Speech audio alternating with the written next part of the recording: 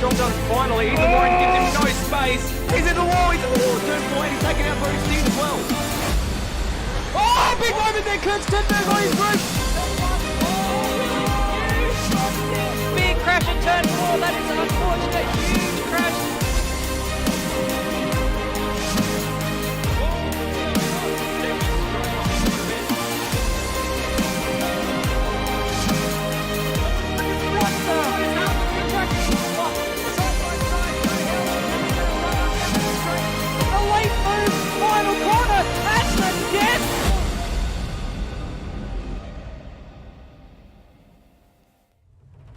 A very good evening to you wherever you're watching around the country or indeed the world, and welcome to the 6th round of the 2022 Automobilista Supercars Championship, coming to you tonight live from Hidden Valley Raceway in Darwin. My name is Alistair Schmidt, better known as Stairs. Joining me in the commentary box tonight, it is Liam Harrison, otherwise known as Madbird. Yeah, thanks very much. Welcome along, everybody. 4th season in a row that we've found this place. I really need to hide it better. Hey, hey. Hey, welcome along to Darwin, a track that we all know very, very well. No, none other than our own resident champion, Kurt Stenberg, who designed and built this track for Automobilista. Well, at least he converted it, I think. Anyway, welcome along, and those are your links at the bottom of the screen there if you're wanting to check out the live timing as we go on tonight's Stairs. That's it, and well, the man you mentioned before, the defending champion, Kurt Stenberg, is pretty close behind our previous championship leader, Dane Warren, in the points. But it's Colin Warwick who's taken the lead. Without winning a race, Colin Warwick leads the championship by virtue of Dane Warren missing the previous round. And that just goes to show you, Madbird, how important consistency is in the points classifications. Backing up behind the top three, they're now separated by not very much at all. We've got Ethan Warren in 4th place, Zach Baker in 5th. He's had some pretty decent results in recent rounds. Corey McFarlane rounding out the top 6, and an even 1,000 points there for Alex Cattle. Very, very pleasing, that one. Steve Warwick in 8th place, and then we've got the ever-present Tim Horton's car driven by Cameron Parrott in 9th place, and Hans Brunswick is the balance of our top 10, Madbird. Yeah, and then for the teams, Trans-Tasman Racing still leading it. Their lead has been shrunk a little bit by the Warwick Racing team in 2nd, AAR WRT in 3rd with AWG Sim Racing in 4th, Zach Baker and David Nadadich in ZB Racing in 5th down there, which you can see the lion's share of that is Zach Baker, so he's almost carrying that on his back. BRS Coanda Sim Sport, of course, the Warrens in 6th place with AWG Sim Racing 2 and 7th. The ever-present Maple Leaf Sim Sport Tim Horton's car in 8th. All Australian Races 9th. And Green Top Motorsport moving into the top 10 for the team's classifications. Nicely done, Madbird. And we join track action for the very first time tonight. And as you can see, it is Dane Warren who leads the timesheet so far with just over 20 minutes remaining until qualifying begins. Yes, indeed. So, yeah, Warren from Warren in a site that has become rather familiar with Luke Rosella currently sitting in 3rd and current championship leader Colin Warwick sitting in 4th on the timing sheets. And we've got a total of 16 cars in the server at the moment. So, decent turnout tonight by the looks of it. And here is Dane Warren. I don't think it's controversial to say that I'll probably expect him to be leading the championship at the end of the night. But, you know, who knows what can happen around here. We've seen some pretty crazy races around Hidden Valley. That's right, as we do have a little bit of a server glitch there. That can sometimes happen as people are joining the server, and we have had Hayden Cupid join the server, which was the reason for that previous lag spike. So that sort of stuff doesn't tend to persist during the races themselves, as people are not generally permitted to enter a race midway through. Generally not. Generally not. There would be no point, really, because you would be a long way behind all of the other cars who had already begun the race, you see. That's correct. That's right. That's very well said, Stairs. Oh, I try. I'm now remembering having seen a couple of laps here from Dane Warren that we've been watching, how close they get to that barrier on the right, coming onto this long straight, and how terrifying it is from that angle, because I think because of the camera angle is so far back and so wide, it makes it look more dangerous than it actually is. We'll have to find an onboard to see whether it does look quite as dangerous from the driver's perspective, Madbird. Yeah, as we just said, Cameron Parrott hop into the server, so that's why we had another spike there. So everyone hopping in the last 20 minutes here of practice, probably been doing a little bit of offline practice by themselves. So here is on board with Dane Warren coming through the last sector, so we'll get to see how close he does go to that barrier. Knowing our luck, he'll peel off into the pits on this lap. Yeah, of course. Well, you've jinxed it now. We'll try. Well, he won't now that I've said it. That's true. You know, I've covered all bases by making that claim, and my goodness, that does look close from my point of view. In fact, it wouldn't have mattered if he was coming into the pits, because the barrier in question is before the pit entry, Madbird. Very true. And how close they run to that pit wall. It's on the run down to turn 1. It's clearly the fastest way, because they like to carry an enormous amount of speed through that final corner, so I suppose they just have to take that risk. We've seen some excellent drag races going on down into turn 1, so expect that during the races tonight. I will be expecting that, and it's a bit of a driver's favourite, this one, Madbird. Contrary or conversely, what's the word I'm looking for? Differently to the last round, which the opposite of which was not the case. Winton itself not a driver's favourite, but definitely a spectator's favourite. Hidden Valley, I think, is a driver's favourite and a spectator's favourite.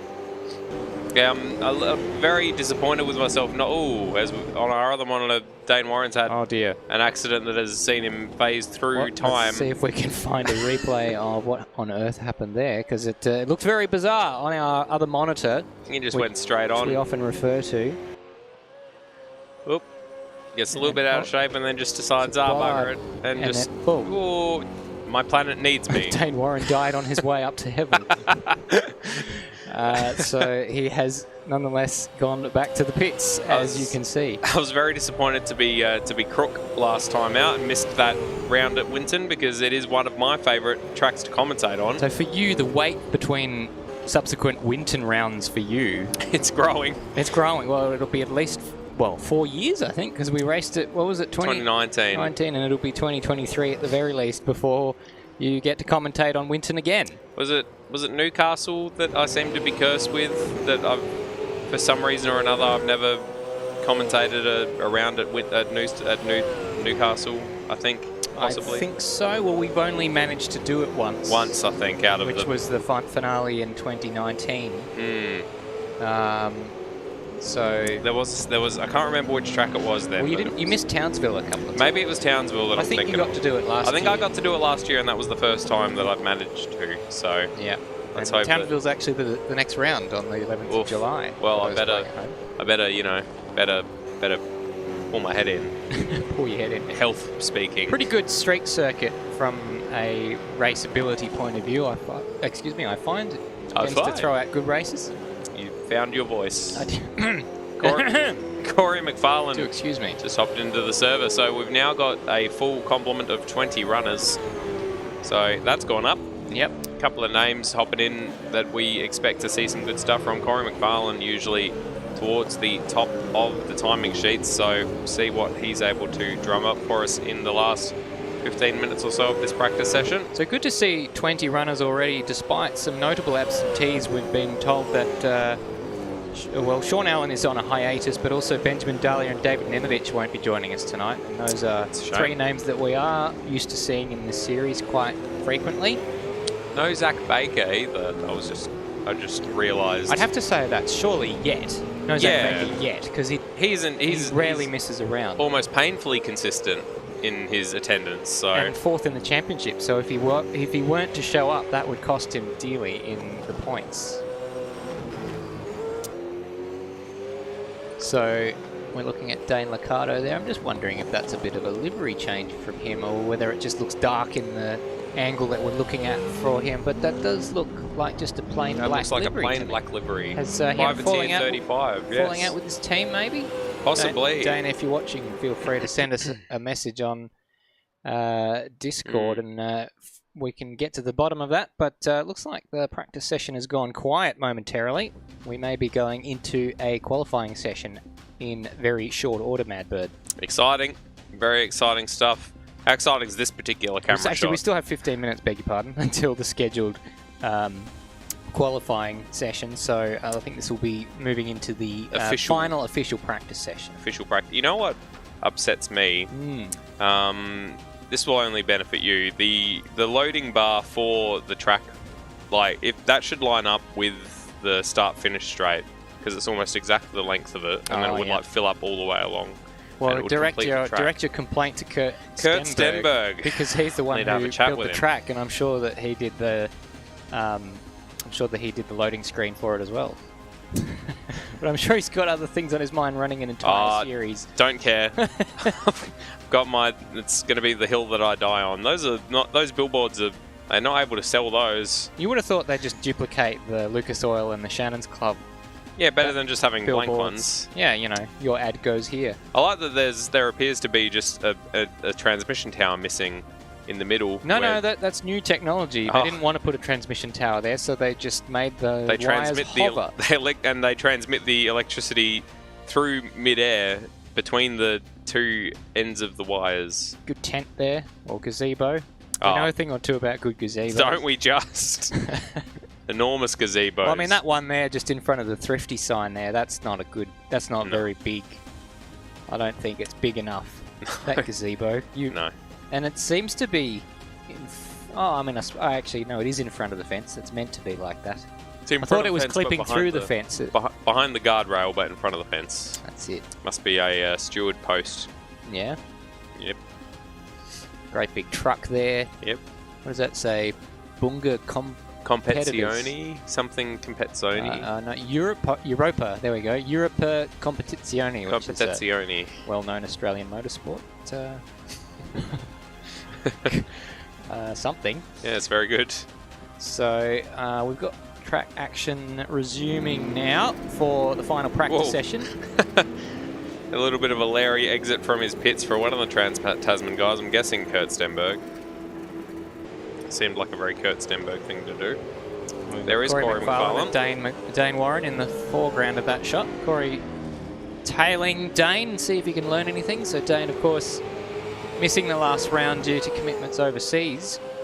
And it's amazing, he's not dropped a race.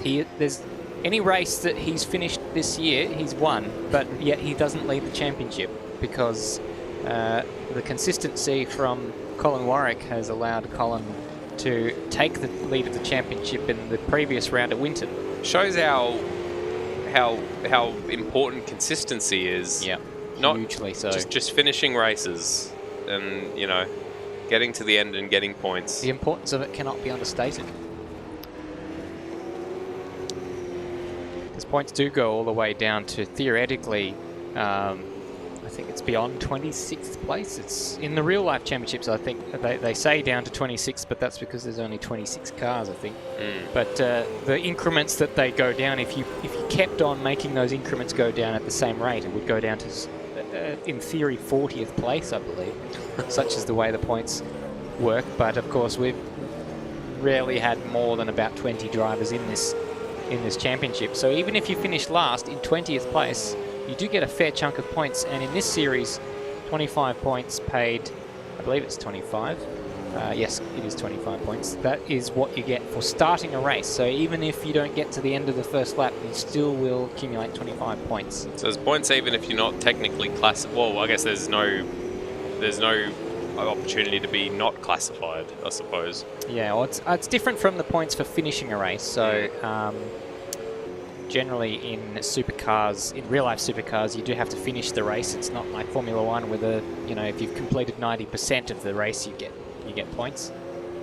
Although it's rare to, I guess, if you complete 90% of the race and then you drop out of the race in Formula One, you would generally be out of the top 10. It's anyway. You don't often see only 10 cars running in Formula One.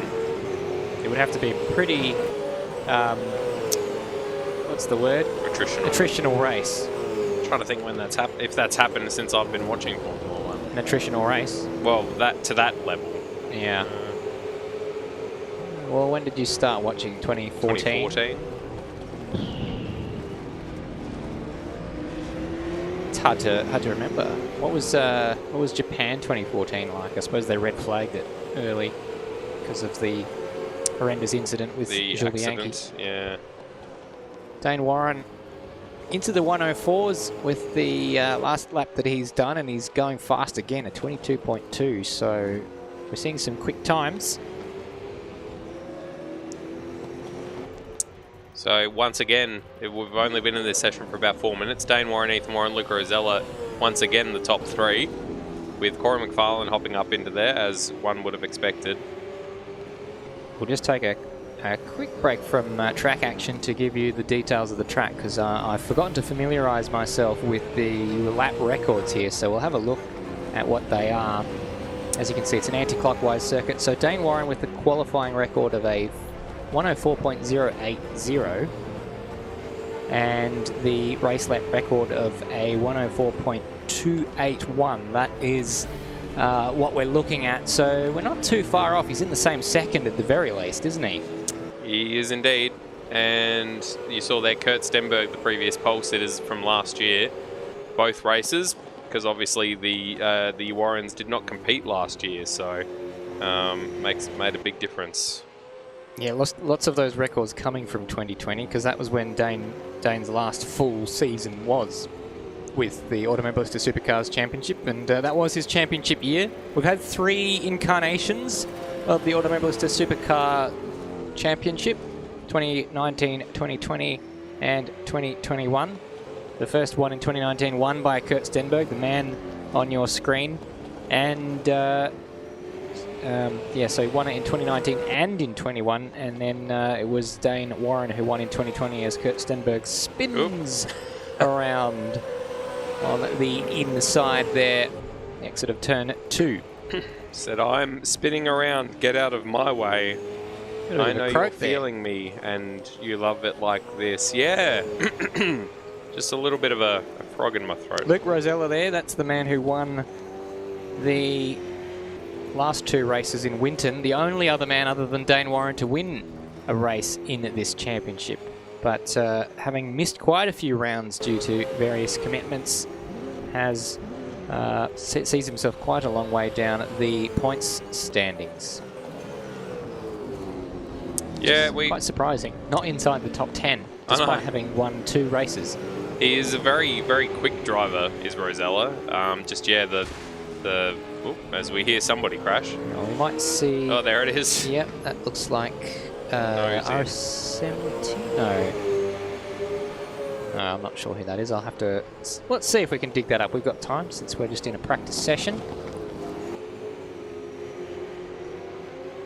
And I'm trying to find the most attritional race since 2014 in Formula One. Hence your ever so slightly less amount of talking. My ever so slight less amount of talking. I'm trying to find who that car was, but it's proving difficult as they've gone back to the pit lane. Ah, cheeky bugger. I wonder if it was Corey. Hiding their error.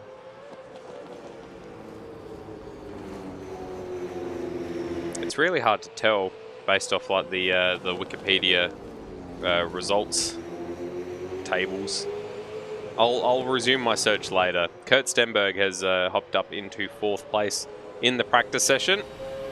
Dane Warren, though, sort of in a league of his own, about 0.8 of a second above his brother Ethan, with Luke another 0.8 back from there. Oh no, sorry, Luke Rosella actually quite close to Ethan Warren, within 1/10 of a second, and Kurt Stenberg another 0.3 of a second back, with Corey McFarlane quite close to him in timing terms. Stenberg having a bit of difficulty, has to be said. It does.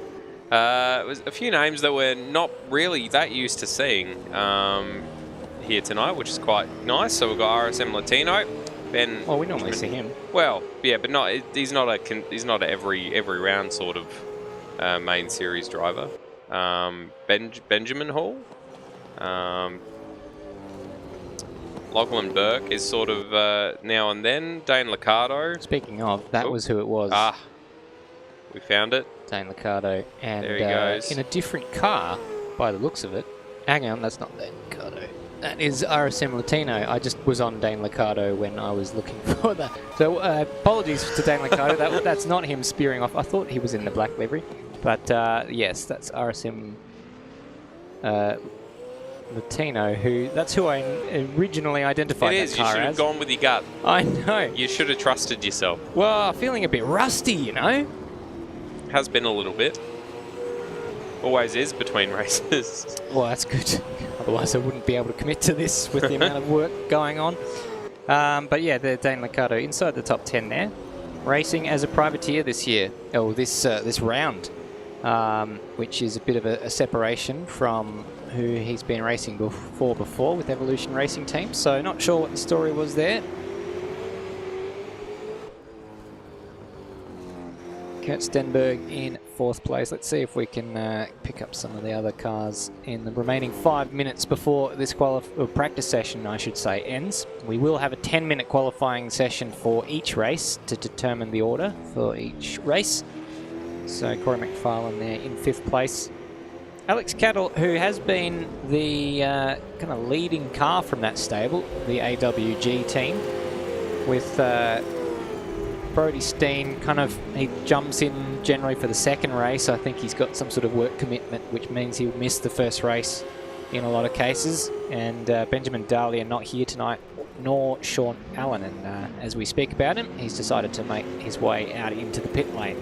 Yeah, and he's 7th currently in the standings. So again, just consistently there every round, scoring points. I wouldn't score any this round though. I would just. He's on the even 1,000 points. That's How a good point. Impressive is that? I did note that when I was making that graphic. I was like, oh, that's. I had a small moment of to myself. So good. Very good. Yeah, and quite consistent. I think the previous race in Winton was probably one of his worst results in the last kind of 5 races or so. He's only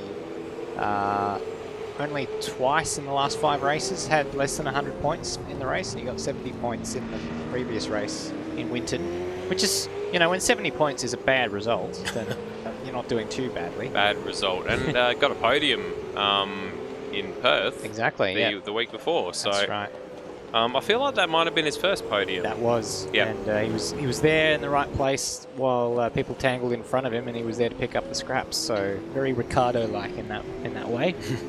Although being able to pick up the scraps is not something Ricardo's been able to do. No, in recent goodness times, me, unfortunately. Ricardo of old. Ooh.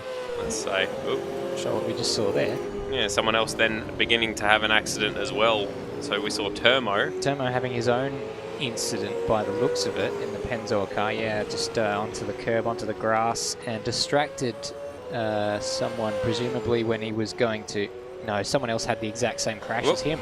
I think it may have even been Dane Warren. That looked like the Coanda colours. Let's see if we can pick that up, maybe. If we rewind the tape just a little bit.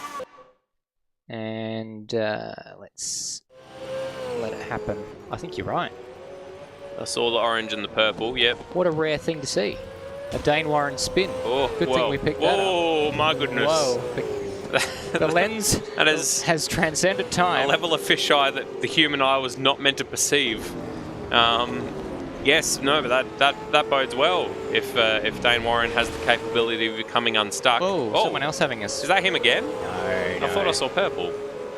Well, we may have to go back again and see if we can pick up what happened. Oh no, I believe it was RSM Latino. Oh, that's the second time he's done that, if that is the case, in that exact spot. No, is that RSM Latino? Hard to identify the car with half the livery missing. Red Bull 69. Who's number 69? Stenny. Yeah, it says I can see the Berg of Stenberg there. So it's Peter Stenberg Stenny.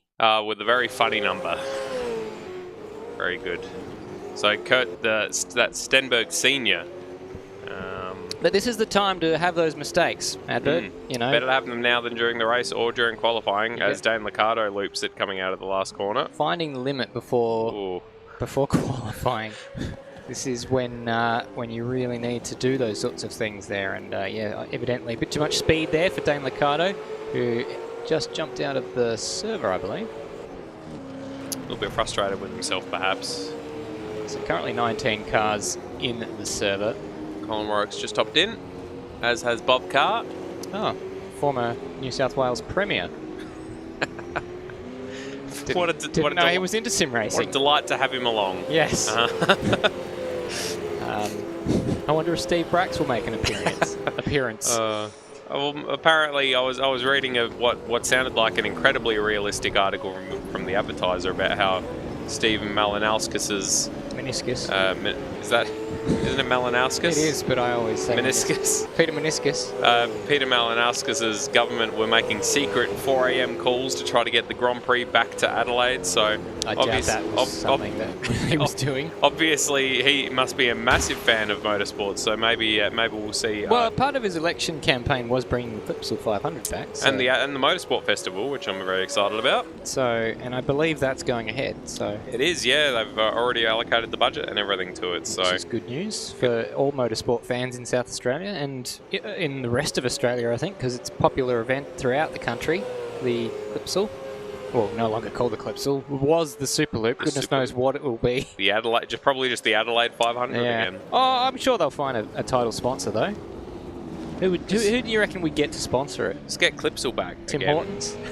The Tim Hortons Adelaide 500. The ever-present Tim Hortons 500.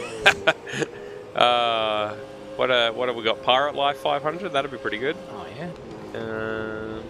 Go even more boutique than that. Although they don't tend to sell a lot of craft beers at those events. It's all it's all Heineken cheap stuff. Heineken 4X. or Hahn. Hahn Super Dry. Yeah, that's the one.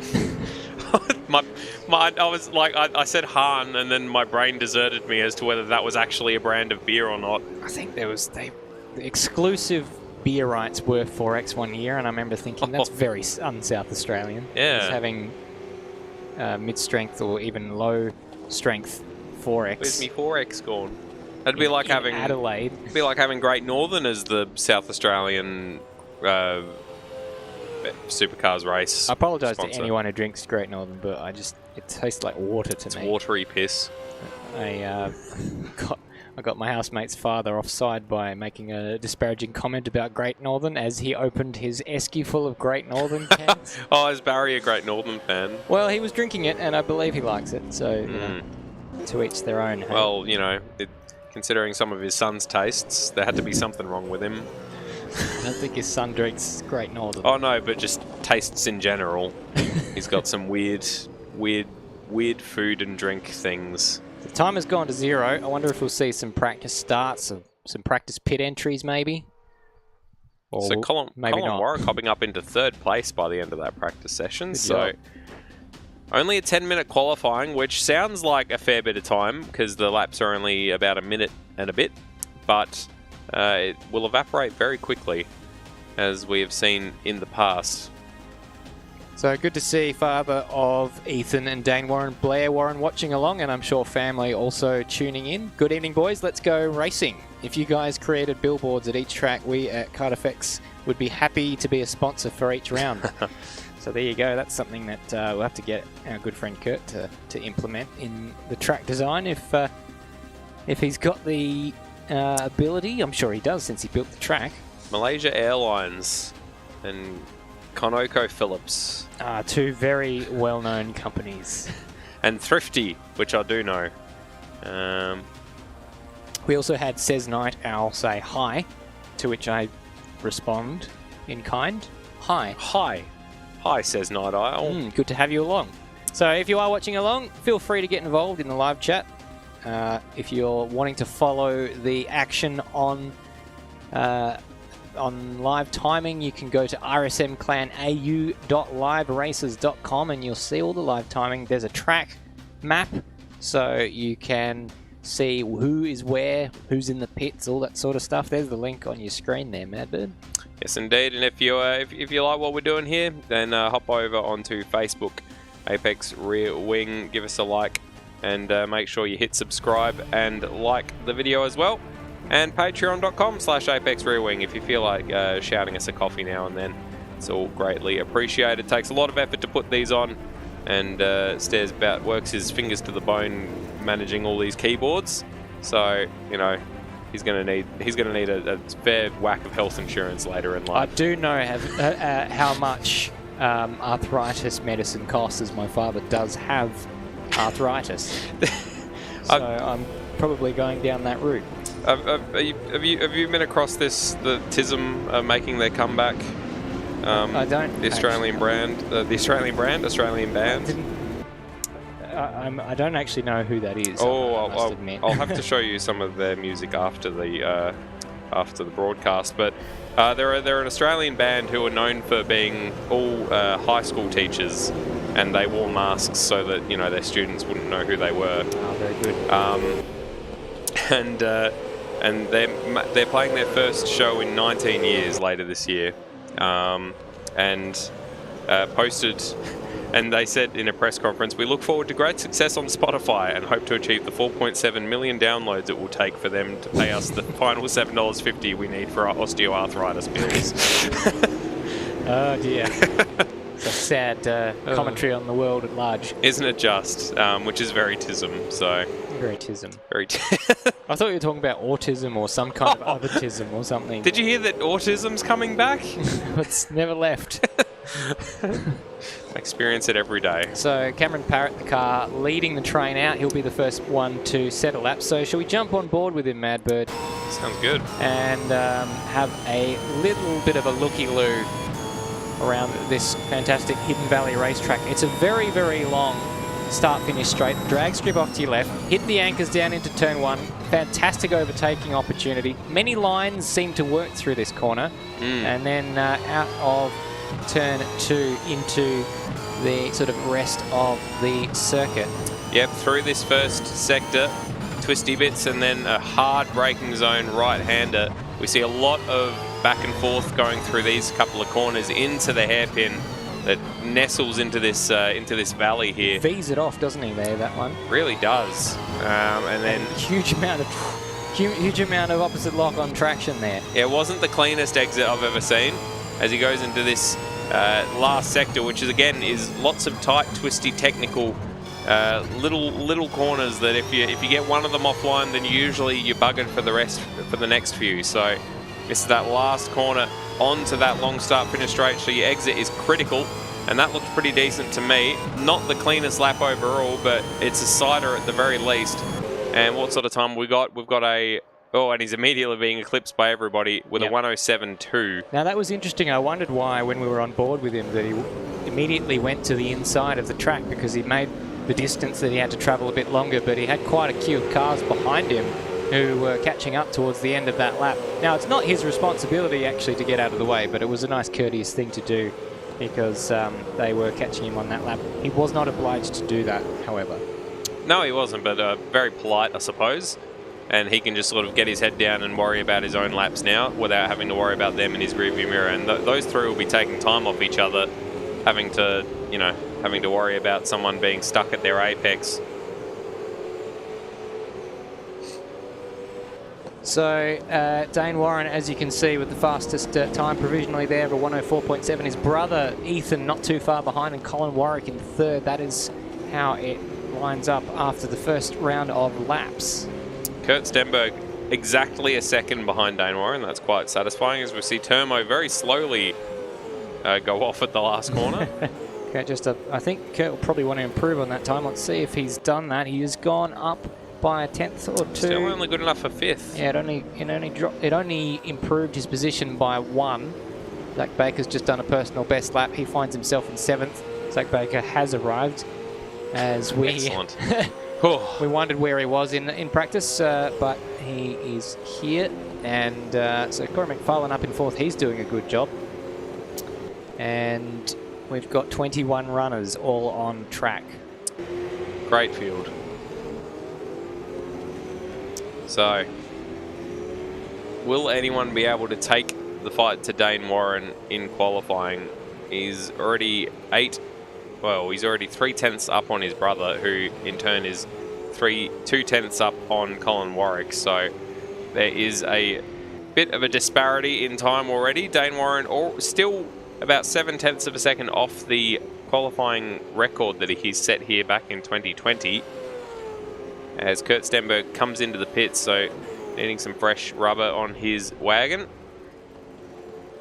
Dane Warren looks like he's just getting ready for a lap there. Not getting in anyone's way there, although the car that he let through, which was the person we were on board with for the first lap of this qualifying session, Cameron Parrott, went a little bit wide around the outside of turn 1. I wonder if he was just a little bit distracted. Not sure what Dane was doing, but from my point of view, Dane was clearly getting out of the way for him. Ethan Warren just about to start a lap, so we'll jump on to him to see what he can do. Yep, the second of the Trans-Tasman racing cars. So down the start-finish straight we go, and as you say, very, very, very long run down into turn 1.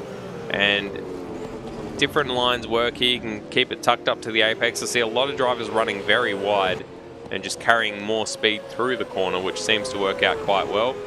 A few corners here that I wouldn't call corners, but we'll get to that. And into... Well, we're up to 5. Apparently this is turn 5. Yeah, nah. Ethan Warren up on his PB and down by just about 300ths of a second on his brother as he goes through the hairpin. It's not purple. 22.5. No, it's not. The 22.35, I should say. About a 10th of a second down, but a 10th of a second up on his PB. So he's still making progress, just not enough at this stage. Jane's improving as well. He's up by about half a tenth on the previous lap that he set. So let's see what Ethan Warren can do to finish this lap off. He's just got to keep his foot flat to the board, and he does improve by about 0.2 of a second. Not enough to improve his position. Dane Warren going faster again. Termo's set a personal best. He finds himself up in 8th place. And a purple final sector that was for Ethan Warren, but Dane's gone purple in the first 2 sectors of the lap that he's currently on. So it's looking very good for Dane Warren. All the way out onto the grass there. He must have only just missed that wall. I could see the shadow of his car flick onto the wall there, and he does improve by pretty much the same amount that Ethan improved on his first lap. So that is going to cement their positions, presumably in 1st and 2nd. Colin Warwick currently on the lap, but he's about 0.2 slower than both of these guys in the first sector of the lap alone. Yeah, just showing that he's got the measure of his brother there, so far at least. Colin Warwick, is that a new livery? Yes, I believe. I need to see it a bit closer up, but they do run Indigenous liveries during the Darwin round in the real-life supercars, and I believe that Colin does that as a proud Aboriginal man. Excellent. So I'd like to see that a bit closer up, to be honest. But he's gone into the garage, so we'll have to leave that one for another time. Dane Warren looking like he's doing another lap, because that's he's going to make a liar of me in a minute by peeling into the pits. There you go. He did 2 laps in his first run, 1 lap on his second run. He's probably got enough time. Definitely has enough time to change his fuel out, or put some extra fuel in rather, put some new tyres on and get out there for a second, or for a last lap rather. Now Luke Rosella isn't very far behind Colin Warwick on the timing sheets, just a quarter of 1/10 of a second. I've got to stop making fractions of fractions. But, a quarter of 1/10? But you get my drift, right? 25 hundredths of a second is more or less the difference, give or take. Or it's about, if you want to be exact, it's 31 hundredths of a second. This is why I don't say them 4 exactly. hundredths of a second separating Corey McFarlane and Kurt Stenberg in the next 2 positions down. And so Luke's going in, so let's perhaps look at that, shall we? Oh my goodness. Corey McFarlane on your screen right now. And what can Kurt Stenberg do? He's on a lap, but it's not as fast as what he's done in the past, so it might be on a cool-down lap as well. Looks like he's little big lock-up as well for Kurt Stenberg, so I'm not sure if this is a cool-down lap. So Corey did a 22.8 for the first sector, which is a green time. It's a long way off what Luke Brazella's done in his first sector. Oh, gonna, and I reckon that's his qualifying session just about done because 23 seconds left. Well, and he's not going to be able to get enough speed coming off that last corner like that. So it is now up to Kurt Stenberg. Does he have the pace to take that position from Corey McFarlane? He might get a bit of a toe down there from Dane Warren, who's starting his final lap as well. As the timer counts down from 5, 4, 3, 2, and 1. And I hope that lag spike didn't distract them. Did someone jump into the server potentially? Maybe. I can see a few people in there without lap times who may have jumped in. He's not quick. They're not meant to do that. He's almost half a second off the lead and 2/10 down on his PB. So not looking good. I don't think that lap is going anywhere for Kurt Stenberg, unfortunately. Meanwhile, Dane Warren has gone purple through the first sector, so he could be improving once again. 104.6, he's nowhere near the qualifying record, which is 104.281. He's got to find another 3 or 4 tenths of a second to come anywhere near that. We saw Zach Baker jumping out of the way of Kurt Stenberg. Oh, that lap's not going to be fast for Dane Warren there. So he was green through the middle sector and he's aborted the lap, as has Kurt Stenberg. And Zach Baker going slowly in the back of that shot. He wasn't on a fast lap anyway. We saw him jump onto the grass. And I think that's pretty much it. Just Lockie Burke and Ethan Warren and Colin Warwick. Well, actually, I wonder if they got through in time. No, they wouldn't have. They wouldn't have had a chance to get their lap started before the timer went to 0. So that's it for qualifying. It's Dane Warren from Ethan Warren on the front row. So yet another all Warren front row lockout.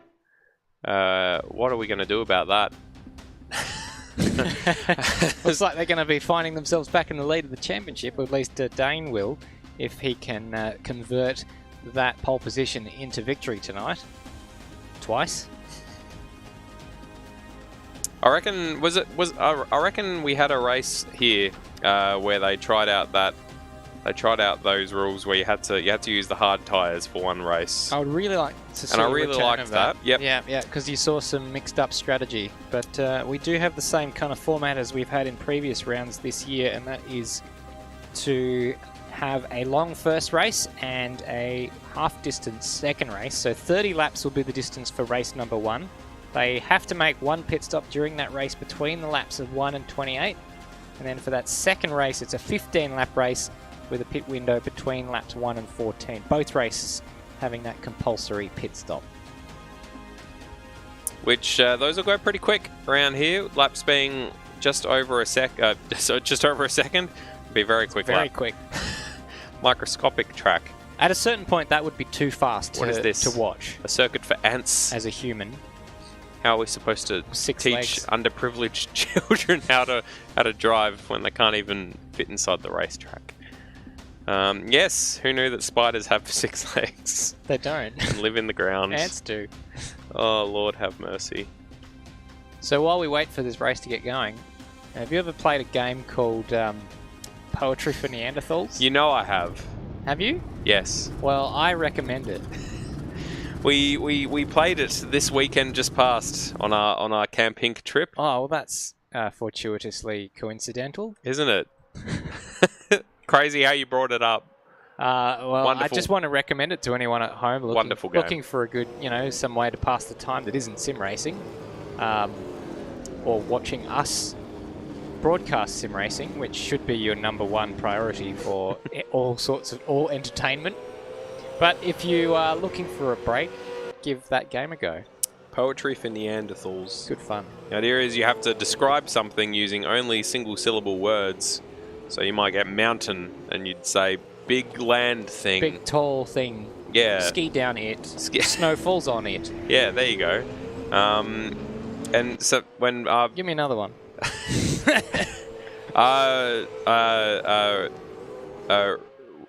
Give me alright. So checkered flag.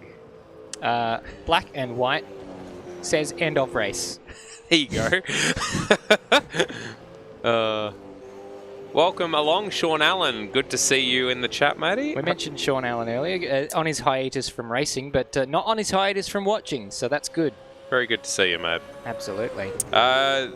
Give me hidden. Cannot see. Where is it? Cannot is one word. No, cannot. Yeah, but that's not how. Cannot is one word. No. Unlike blowhole, can and not can count as two different words. You're very competitive. I'm not competitive. That's just the way it is. Okay. I mean, I could have just said can't, and then that would have solved the rule. There you go. Can't see. Yeah. Can't see. Give me silence. No sound. There you go. Not quiet. Yeah. Give me valley. I feel like it's your turn. I'll do valley. Dip. Dip in ground. Dip in ground. Big dip in ground. Big Huge dip in ground. dip in ground. Like gorge, but wide. Can say, ooh, to side on the next hill. What? I'm trying to explain how you can go cooey. You can go cooey? Yeah, but you can't say cooey because that's too You can syllables. go cool. So, Alright, very good. yeah, so that's the warm-up session. That's our voices warmed up. And our digression. An impromptu game of poetry for Neanderthals. No lap time set in that practice, in that warm-up, but 2 purple sectors, one by, well, both by Brandon Dostal in the first and the second. It was only 3 cars that went to the racetrack on that warm-up session, and it was Cameron Parrott, Brandon Dostal, and Bob Carr, former New South Wales Premier. I think Kurt's missing a trick not updating this track with the Northern Territory's new tourism campaign. No longer travelnt.com, but seeyouintheNT.com. Well, that deserves an update, surely. Kurt, when you're listening to this tomorrow, we've given him a lot of work to do with signage. we have. Good You to know, see. what else is he doing? I'm joking. The series, Joking, of course. defending his championship. Joking, of course. I'm hearing big dips are to be had, said Roadies Racing. Good to have Ben Rhodes in the chat. Welcome along, Roadie. He's his well documented dip in the Bathurst 1000 last year. Took a dip Took a dip. when he was reaching for a bottle. It looked like he'd taken a dip by the end of it. The amount of sweat pouring off of the Oh my man. goodness. I mean, Having fair. done 1,000 kilometres of racing all by himself. I sweat from far less, so I have no judgment to give. Yeah, oh no, I commend the effort. All right, here's the racetrack. Turn 1, that's fine. Turn That 2 is fine. Turn 3 and 4, no. He's talking about what he agrees with as what are actually corners. Turn 8 and 9, no. And then probably a couple in that last section as well. No. Well, Take note.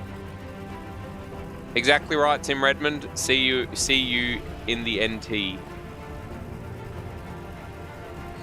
was that actually a real thing, or was that... Well, Rody says it was an unofficial scheme, but then I thought that South Australia release goes down south with your mouth, yeah, which yeah. I thought was an April Fool's joke, but turns out... turns out was not. Pardon? Let's go through the grid.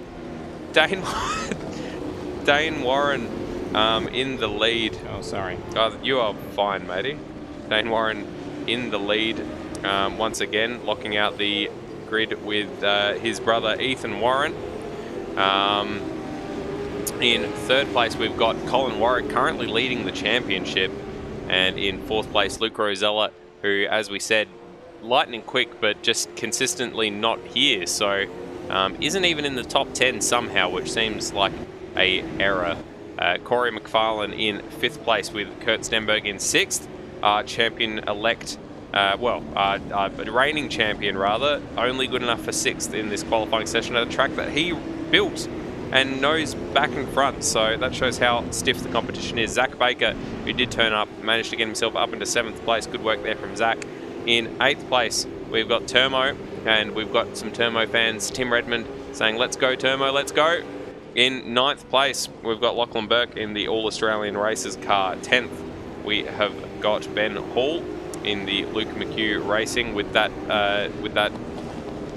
message on his bonnet. Livery. Yep.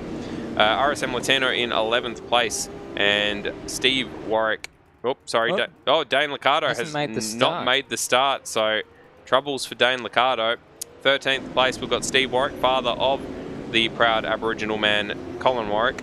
In 14th place, we've got Cameron Parrott in the ever-present Maple Leaf Sim Sport Tim Hortons car. In 15th, we've got Kai Jones, privateer number 6. 16th, we have got Brandon Dostal.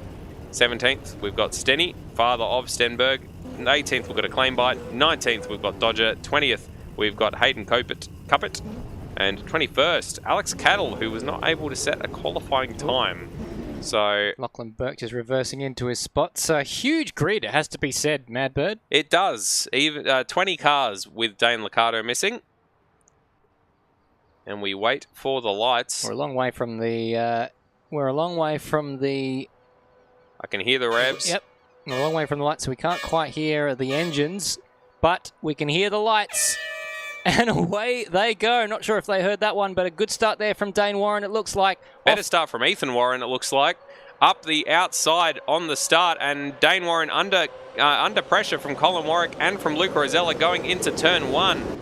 And it looks as if Ethan Warren has gotten the shot through into turn 1 and has taken the lead from his brother Stairs.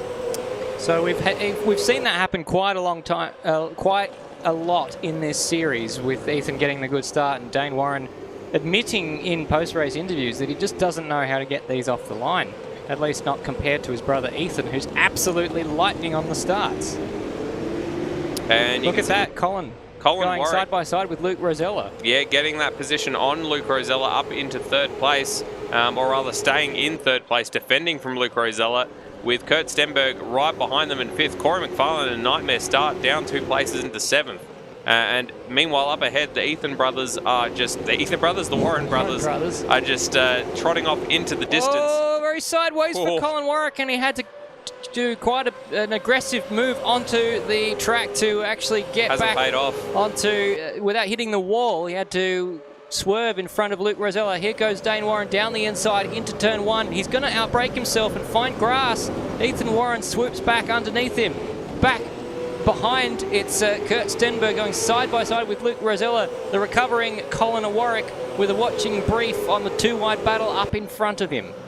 Yep, so as Kurt Stenberg looks like he wants to try to go down the outside onto the run down into the hairpin, does not manage to get alongside. Luke Rosella covering that off nicely, but he's outbraking himself.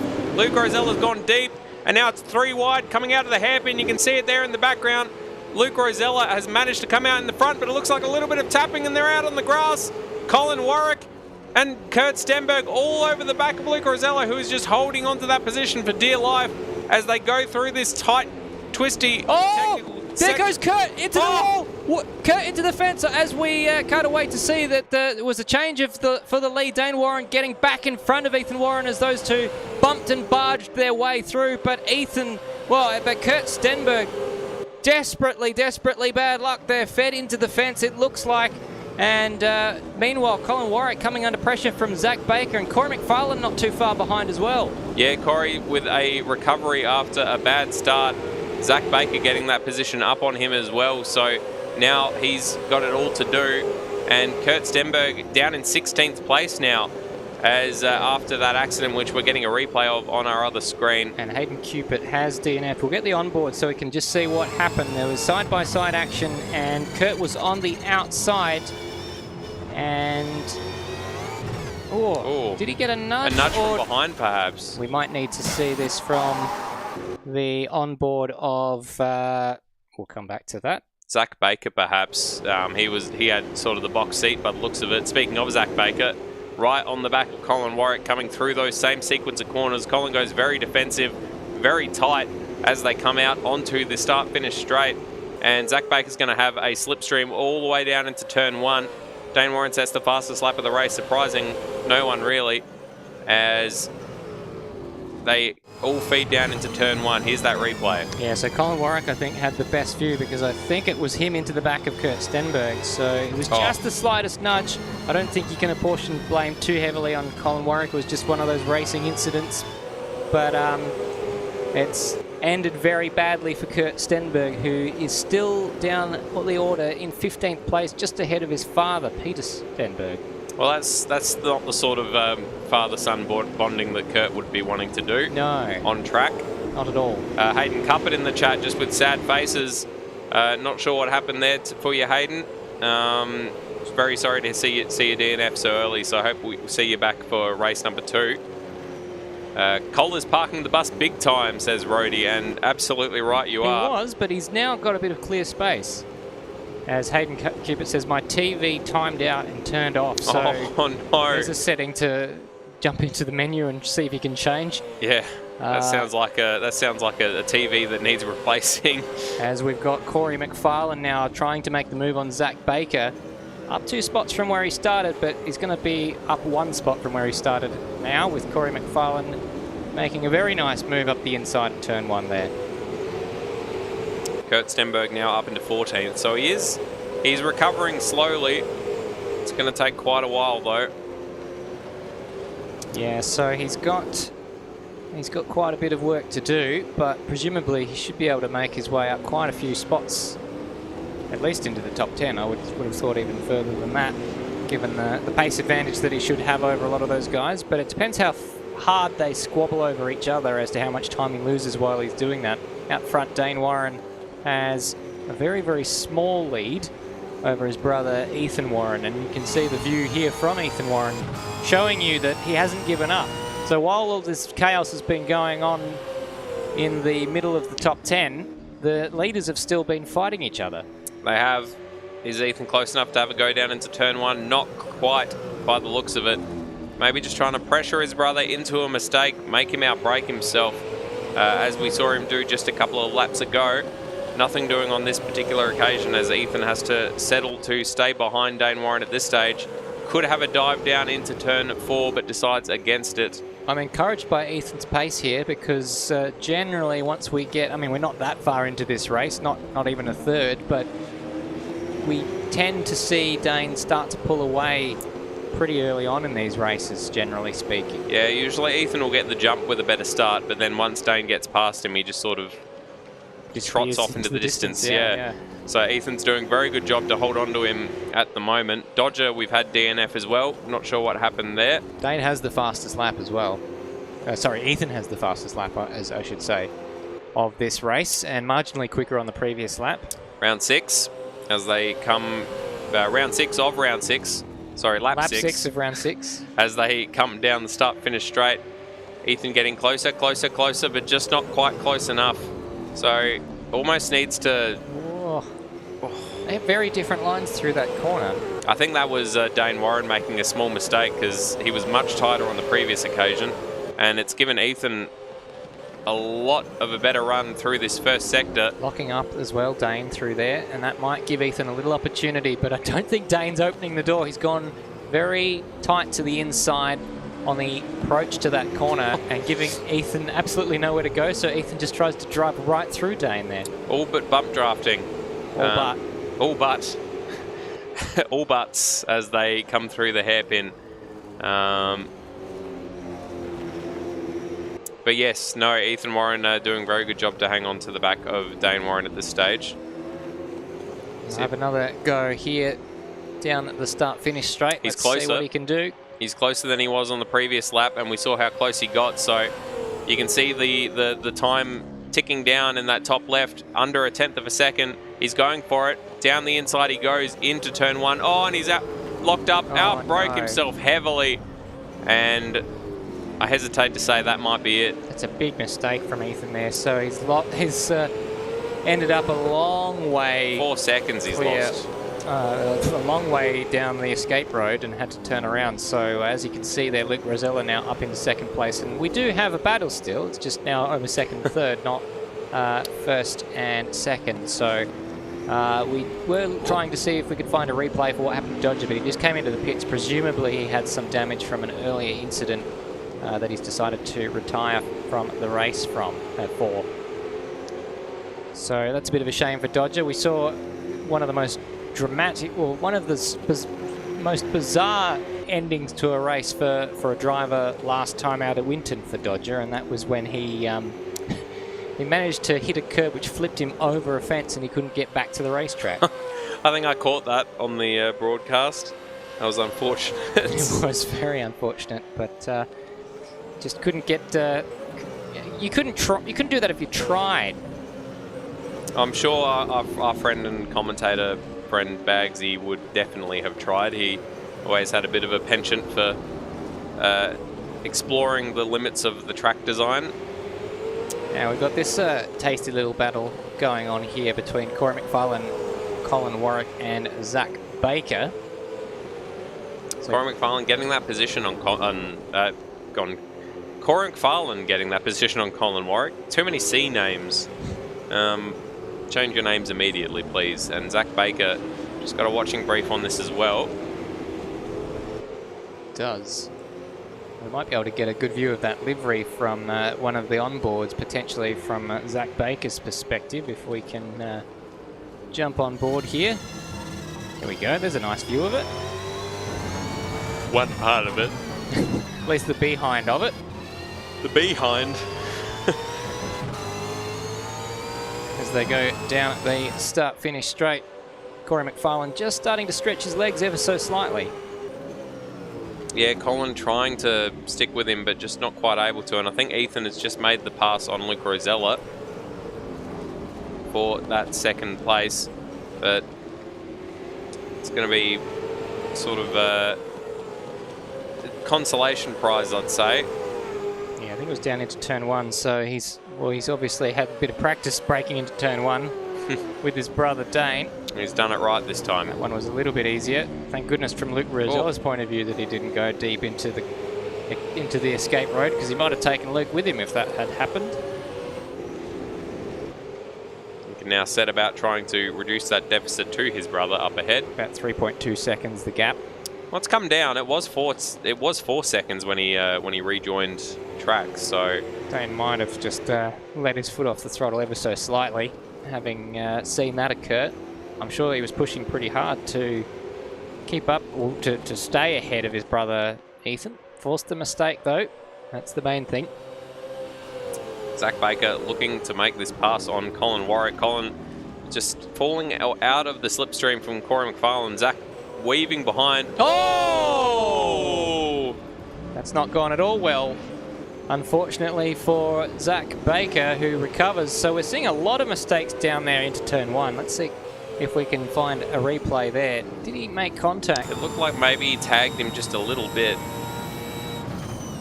Oh, he did. Yep. He was kind of using Colin Warwick there to stop. Lucky for Colin that he was sort of braking in a straight line and hadn't begun turning in yet.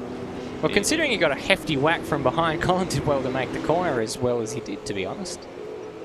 It definitely didn't advantage Zach, so don't imagine that'll be looked at. And Zach now has it all to do with 2.5 seconds thereabouts to regain on Colin Warwick before he can attempt a new overpass. Can attempt to overtake once again. So it's all spread out there with kind of the top 6, 7 cars, all quite fairly evenly spaced apart. Looks a bit closer towards the back end of the top 10. Yeah, I was going to say Lachlan Burke and Termo just before you swap to him. This is looks like a tasty little battle between them and Ben Hall behind. That's Alex Gattle just going off at the exit of turn 1 there onto the grass. So very, very difficult to spot your braking. I saw Lachlan Burke struggling with the rears on the entry as well, as there goes a damn move under brakes on Termo there by Kurt Stenberg. I said Ben Hall, just do apologise. Ben Hall's just up ahead of these guys, as you can see, just going into the out of shot left there. So Kurt Stenberg, who's, I feel like it's taken him a little bit longer than I would have expected for him to get back into the top 10, but he has managed it. Probably carrying a bit of damage. That looked like a hefty hit to the wall. So haven't seen anyone make pit stops yet. So we're expecting that in the next 3 laps or so. Oof. That was Lachlan Burke really struggling for rear traction on the exit of the final corner. We saw it on the previous lap on the entry to the first corner. So Kurt Stenberg, he's half a chance of making the corner and making the overtake here in turn 1 if he can keep the rear in check and somehow manages to gather that one up. What an overtake! Well, he hasn't completed it yet because he has now. I reckon that'll be on his highlight reel, managing to get an overtake with a 4-wheel drift through the first turn at Hidden Valley. You want to give those rears a bit of a rest now. The temperature will be sky high. Very unhappy, those tyres. And that's allowed Turmo to kind of close in. Turmo, another car running an Indigenous livery, which is good to see. So, a bit of colour in the field, a bit of variation from what we normally see in these liveries. Very good to see. Turmo doing a good job up in the top 10 currently as Kurt Stenberg tries to break away from Lachlan Burke, but he hasn't managed to do so. And Lachlan Burke, if he's feeling spicy, might have been entertaining some thoughts of going down the inside at turn 1 here, just to make it interesting. I reckon he would. I reckon he could have, but those tyres, I'm not sure if they could have. No, but it was certainly if it was something that he was worried about, it's certainly something Kurt was worrying about. Yeah. After that very entertaining overtaking manoeuvre down into turn 1. So Brian Walsh in the chat just saying, let's go Steve and Turmo. Steve currently sitting in 14th place and Turmo within the top 10 in 10th. So some good points on offer. So this looking like the closest battle on the racetrack, and I've heard the pit lane siren, so someone's in. It is our race leader, Dane Warren. So coming in, Luke Rosella inherits the lead, which means Ethan Warren must be in the pits as well.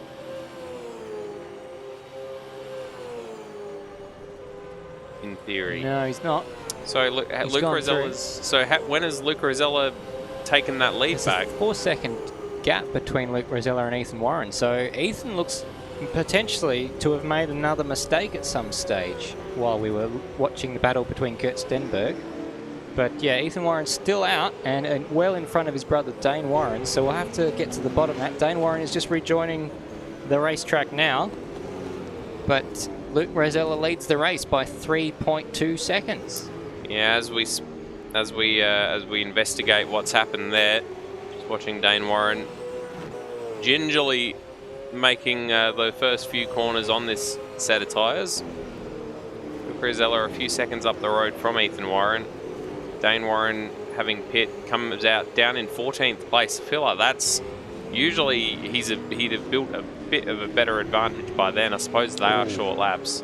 I think we've found I think we've found it, and we've talked about this, Matt Bird. We've talked about this being a possibility. This is the last corner. The exit of the final corner, and they've been brushing very close to that wall. Oh! And Ethan hit it that time, and that car is surely got to be carrying quite a lot of damage after that crash. That was a hefty whack. Very well done to land it, I suppose. It was facing the right way. We've got a few more pit callers there in the background. Yeah, so I can see there's lots of numbers there. Ethan's in the pits, that's for sure. That's an important one. That is one of them. So Ethan Warren, here we go. We'll see them coming out potentially. There's Zach Baker as well. Who else have we got? A claim by, he came in a while ago. Brandon Dostal, Cameron Parrott, and RSM Latino. As far as the leaders, though, Luke Rosella stayed out, Corey McFarlane stayed out, Colin Warwick stayed out, Kurt Stenberg stayed out, Ben Hall stayed out. So Kurt back up into 5th, and Ethan... Brandon Dostal gets himself a drive-through penalty. That will be for speeding in the pit lane. Luke Rosella's in, and so is Corey McFarlane. So Ethan now 14 seconds behind his brother Dane Warren. Won't be particularly happy with that, I imagine. And Kurt Stenberg also comes into the pits, as well as Lachlan Burke. So that's going to be most of the front runners now. Well, Colin Warwick persisting, it looks like, as he's just coming into turn 5 now. He's got a little bit of traffic by the looks of it, behind Brandon Dostal, who will be coming in very soon for another pit stop, or drive-through, I should say, not an actual pit stop. There goes Ethan Warren through in front of Corey McFarlane, and that gap between Ethan Warren and Corey McFarlane has come down significantly with the 2 incidents that we've seen Ethan Warren have. So puts Corey McFarlane in with a shout of a podium potentially. Yeah, possibly. Luke Rosella currently in net second once the pit stops have shaken out. He is about 8 seconds behind Dane Warren for the lead, with Ethan Warren another 8 seconds or thereabouts back on him. So it's pretty spaced out, the top 3 on track as we speak. It's all yet to kind of come out in the wash, but Colin Warwick leads the race, having not made his pit stop. The leading car to have made a pit stop is Dane Warren. We've got Steve Warwick up there in the top 5. He hasn't made a pit stop there. Luke Rosella has, Ethan Warren has, Corey McFarlane has, Zach Baker has. Peter Stenberg has just been overtaken by his son, Kurt Stenberg, as Ethan Warren sets the fastest lap of the race. So the damage is clearly not slowing him down that much. If potentially he was able to repair some of it in the pits, it hasn't had any lasting effect on his race aside from the time loss. Feels like this is the first time we've seen Ethan really have the advantage over his brother in terms of pace, and he's just wasted the opportunity, unfortunately. Consistency wasn't there. No. Pushing too hard. So here is Dane, currently in 4th place. Collins elected to stay out again, so going really deep into this race. I feel like the tyres don't drop off enough that it's, or soon enough rather, that it's worth having fresh rubber at the end to that extent. Peter Stenberg and Dane Liccardo's in. Ben Hall, it looks like, is also in to the pits, and so that's going to cycle a couple of them through, but still Turmo and Colin Warwick playing the long game here. 2/3 of the race we're nearly at, as Ethan Warren once again bangs out a fastest lap of 105.376, and if we compare that to Dane Warren, he's about 0.2 of a second faster than his brother there. Not enough to close that gap with those 2 major incidents that we've seen Ethan have. Bodes well for race 2 though. Does indeed, and a shorter race at that, so less tyre limited. Less opportunity to bugger up. That too.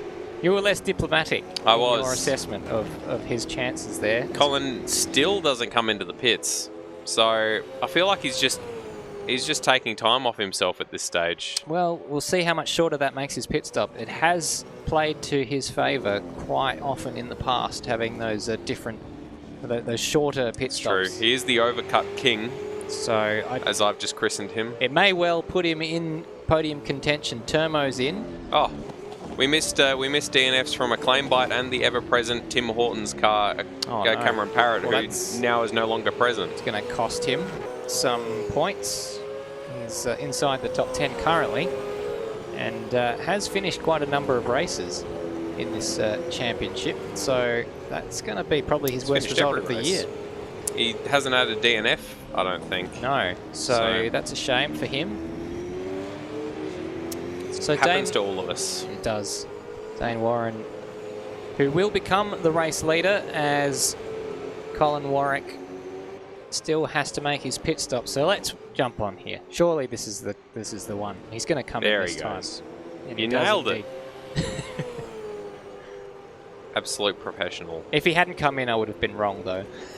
But he did. He did. And so you were right. I was right. Interesting undershadow there. I was going to say the sun appears to be coming from underneath the asphalt and projecting a shadow onto the corporate box. Oh, but they're loving it. Look at them standing there inanimate. Now, we've got word from Cameron Parrott through in the live chat saying his game crashed, and that's the first time it's happened to him. And that's not a term of annoyance that I've heard before. What a piss off. What a piss off. I'd be pissed off. I mean, I would say, yeah, I am pissed off. So here we go. Colin Warwick's rejoining just behind Zach Baker. I don't know if the overcuts worked at all, because he's pretty much where he was before the pits actually he's worse because he was ahead of Zach Baker, and was battling with Corey McFarlane. So yeah, so he has lost that position. So I don't know. Who knows.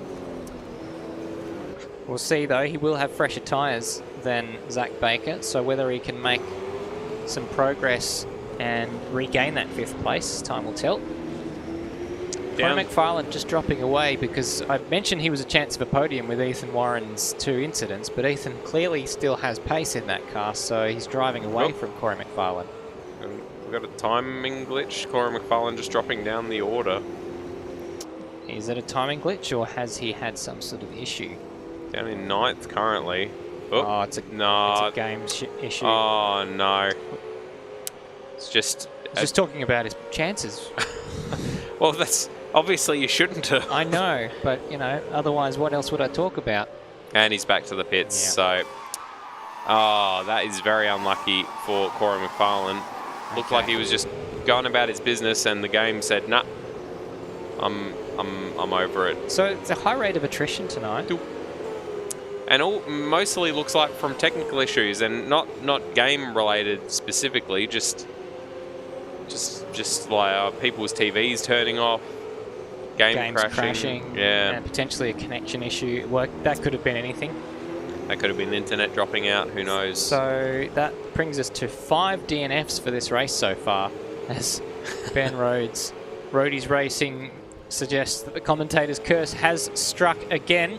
But look at Colin Warwick here. I mentioned he might have a bit more pace than Zach Baker with those newer tyres, and he's closed right up to the rear wing of Zach Baker. Well, and that position was 5th. It's now become 4th.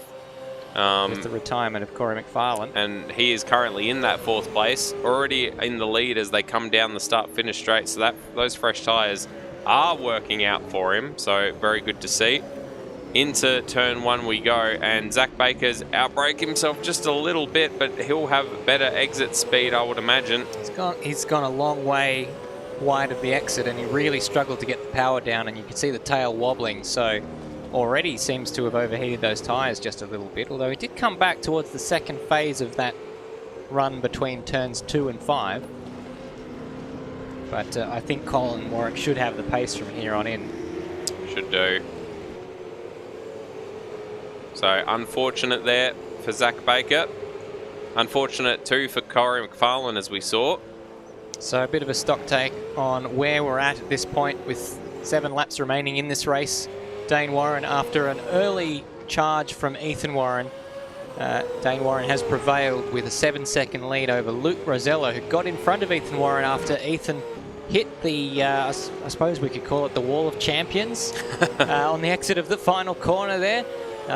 We've seen cars dice with death near that wall so many times, but that's the first time I can recall actually seeing someone hit it, and somehow has managed to get that repaired without it costing any pace, but he's dropped 12 seconds off the lead as a result of that. Colin Warwick with a good strategy in the end. Probably not as good as we've seen from him, but good-ish. Finds himself in 4th with retirement of Corey McFarlane, who was in 4th, as he puts Brandon Dostal a lap down. We've got Zach Baker in 5th place, who he's just overtaken. Kurt Stenberg recovering after an accident in the early laps, from down into 16th, and he's recovered to 6th place. Which was his starting position, so actually probably going to be happy with that, to be honest. Yeah, and well, let's see what sort of pace he's doing. 106.3, that's a second faster than Zach Baker, so he may well have enough time to catch Zach Baker if that trend continues, so watch that space. Alex Cattle up 15 spots from where he started, so that's a tremendous effort. He started on the back row, if I recall correctly. 21st. So that's a good job from him. RSM Latino in 8th place. I think that's quite decent inside the top 10, considering we saw a number of spins from him in the practice session immediately before qualifying, Manford. Yep, very well done to him. Termo in 9th place, so position down from where he started, but still in the top 10, so decent showing from him. Lachlan Burke rounds out the top 10. And struggling with rear tyres. Again, we saw that from him earlier in the race. We did, yeah, just lighting up the rears coming out of turn 1 there. And then outside the top 10, we've got Steve Warwick, Ben Hall. Who's in the pits. In the pits. I thought that he'd DNF for a second. It's a late pit stop. I don't know if that's his first or second pit stop, but I can find it out. It does look like he pitted on lap 18 as well, so that's a bizarre pit strategy. Ooh. Potentially as he comes out just in front of Zach Baker, Thought that was gonna be an accident for a second. loses the position. Does Ben Hall to Brandon Dostal, who's had a drive-through penalty in this race. As indeed. Kai Jones, Dane Liccardo, and Stenny also a lap down. And So DNF is Corey McFarlane, Cameron Parrott, Claim Bite, Dodger, and Hayden Cupid. Most of those due to technical issues of some sort or another. here is our race leader though, 7.5 seconds up on Luke Rosella, who is running in second place. And his best lap, a 105.4, which is nowhere near the race lap record set by himself in 2020. Which is down in the 104s, a 104.080, would you believe? Whenever we let Dane Warren know what his lap time records were from 2020, he's like, oh, I was on it then. As if he isn't on it anymore. Yes, but I think he compares himself to himself, so I think he feels like he's come off second best if he doesn't beat his own lap times. Ben got a puncture, we're hearing in the chat. I didn't know that Automobilista simulates punctures. Yeah, it does, but presumably that usually doesn't happen unless you've actually worn through the tyre. So I'm guessing maybe he didn't change all of his tyres in his first pit stop and tried to go all the way through to the end. It would have been unusual for a tyre that was only 6-7 laps old to get a puncture. I don't know that that's terribly common. And so we don't have too many cars that close on track. There's a bit of lap traffic action going on. Perhaps stick down there in 6th place. We'll see if we can see what's going on there. No, it seems to have resolved itself by the time I've actually found it. That's Kurt Stenberg, who has got past one of the lapped cars in recent times. That's Ben Hall, the car we were just talking about, having come in to change tyres after a puncture. And I mentioned earlier that Kurt Stenberg was catching Zach Baker by a second a lap, but that rate that he's been catching up has slowed somewhat. In fact, on the previous lap, Kurt Stenberg was slower than Zach Baker. So that might not occur. Looks like Ben Hall might have done the same thing that we saw Ethan Warren do. LJ Floof in the chat just saying he got too close to the wall down the straight and must have damaged his car. That'll give you a puncture if you have a big crash there. He did have brand new tyres though. We may well have time to see that potentially. Yeah, everyone's sort of spread out for the last couple of laps, so there's not really too much on-track action to focus on. Let's see if we can find a nice crash to show you.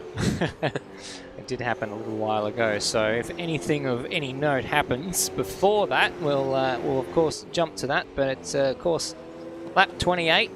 See if we can give the leader some airtime, as he has earned it, let's be honest, by leading the race. He has, just ahead of Steve Warwick there, as he comes around, just maintaining that 7.5 second advantage over second place man Luke Rosella. So yet another impressive showing from Dane Warren, and he will be retaking the lead of the championship as a result of this race. Yeah, Colin Warwick down in 4th place. He'll get a solid haul of points for that, but it won't be enough to hold on to the lead of the championship. And I imagine Trans-Tasman Racing will hold on to the team's championship as a result of this race, with Ethan Warren in 3rd and Kurt Stenberg in 6th. Decent results. So final lap of the race here for Dane Warren. He leads by 7.5 seconds. Luke Rosella, who won the previous 2 races, in 2nd place, so pretty much adhering to the form book. Oh, all right. We have found the vision of Ben Hall's accident. So it was the same exact place where Ethan Warren had that exact same crash, more or less. Didn't look as bad as Ethan Warren's, to be honest. Yeah, Ethan sort of fed him onto the other side of the racetrack, but he toured around for the following lap, and it took him a long time to get around to the pits again. So it's the worst place to have a crash. Oh, yeah, you can see there just not stopping That's where he realised he had the puncture, and that's the worst time to realise he had the puncture and he had to come in. But here comes Dane Warren round the final corner, avoiding the outside wall, nearly didn't avoid the inside wall as he showboats just a little bit, and who can blame him? Dane Warren returns to winning ways. The only reason he was away from winning ways was because he was away from the series itself. Now that he is back, he is back to winning, because that is the only thing he's capable of doing. Luke Rosella comes home in second, and Ethan Warren comes home in third place. So there is your podium for race 1 here at Hidden Valley. Colin Warwick comes home in fourth place. So decent finish for him in the end. Zach Baker up 2 positions, comes home in 5th. Kurt Stenberg, recovery drive to his starting position, which he'll probably be quite happy with considering where he was earlier on in the race, comes home in 6th. Alex Cattle, again, up 15 spots from his starting position on the back row. Great effort. Termo, where he qualified. RSM Latano up 2 spots. And Lachlan Burke is going to sort of barely limp that car home. He's going to be very happy to get rid of those rear tyres, Lachlan Burke. Every time I've seen him, he's been struggling with them. And we've got Steve Warwick, someone celebrating with an almighty crash there, as Steve Warwick is touring around to finish in 11th place. We've got all sorts of shenanigans going on our other screen. Brandon Dostal hovering above the grass on the outside of turn 1 there. That may have been the accident we heard. Potentially. Kai Jones in 12th, Dane Liccardo in 13th, and then we had Ben Hall, Brandon Dostal, and Peter Stenberg rounding out our 16 runners who finished the race. Corey McFarlane, Cameron Parrott, Acclaim Bike Dodger, and Hayden Cupid are unfortunate DNFers. Let's hope for better luck for those guys in race number 2 tonight. Absolutely. Lockie Lock saying on your Berkey for P10. Good haul of points for Lachlan Burke in that race. LJ Floof just changed their screen name between comments, and it didn't update the rest of them, I believe. Was LJ Floof now Lockie Lock? Unless they happen to have the same display picture. Very possible. Also, I see a lot of people saying unlucky. Is that a thing? I didn't. If it was, unless Tim Redmond was just taking the piss out of. We are old, racing, so it's very possible that it's a thing, and we're just not aware of it. I know, but all of the people who are older than us are older than us. True. Can't argue with that logic. Well, I sent out a bit of a questionnaire to some of the drivers, and I was interested to see some of the responses, because some of them offered up facts about themselves, and it was Steve Warwick who said that he believes he's the oldest competitor in the series at I think he said 64 at the time, which was back in February. So he's older than us. Let's put it that way. Yeah. Oh, well, I won't age us. And I think I would be doing very well if I was half as fast as he is at the age of 64. Yeah, I don't think I'd be competitive in the main series. Same person. There you go, man. Oh, there we go. Wait, I don't know. Tim Redmond asking if he was piss taking. Presumably, if you have to ask, then you weren't piss taking. What piss was I taking? Did I say taking the piss? Potentially. Well, I think we were talking piss about off. Unlucky. No, it was. Who said what a piss off? That was Cameron Parrott. What a piss off. That's unlucky. Can you use that in my? Can you use unlucky and what a piss off in my day-to-day life so that people think I'm cool? Well, this is probably not something that people... Yeet. Oh, yeet. Yeah, hang on. Where's the... Where's our 2-up display? Here it is. Yeet. Yeet. Yeet. Yeet. Now, apologies. I wasn't planning to use the commentary cam tonight, but we're not. Because we're looking quite unprofessional. He forgot his uniform, and it's also quite chilly. Yeah. So normally we would be wearing the ARW shirts, but oh, the camera's right there. we decided it was casual day. I was like, why is it so? Yeah. Well, I hadn't placed Yeet. it. That's why I'm off frame where I normally sit.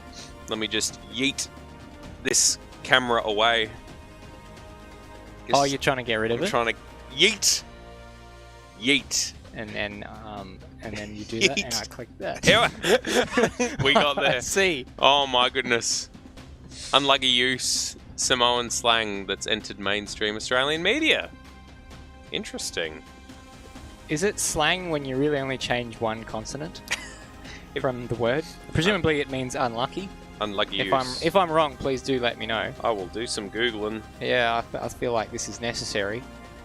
Because I sometimes feel like our viewers take advantage of the fact that we can't look up stuff. And that we're old and confused.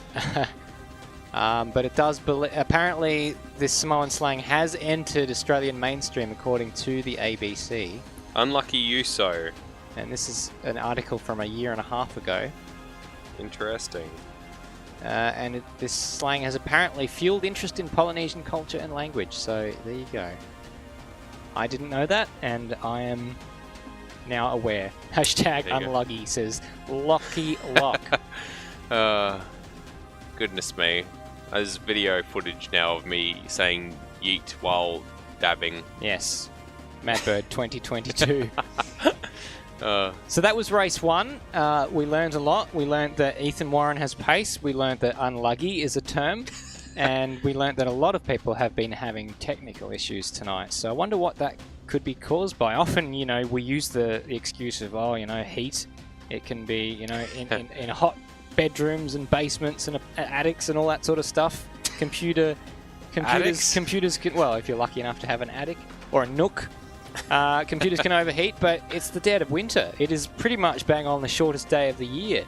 And so I don't think that's too much of an excuse. If computers can't run in this sort of temperature, then what kind of temperature can they run in? Our good friend Michael Floodman Zalavari went over there to help him with some computer issues he was having, and found that both sides of his computer were off, and he had a fan pointed at the side, as in a pedestal fan. And I was yes. like, yes. This old setup. I have done that before. Oh, me too.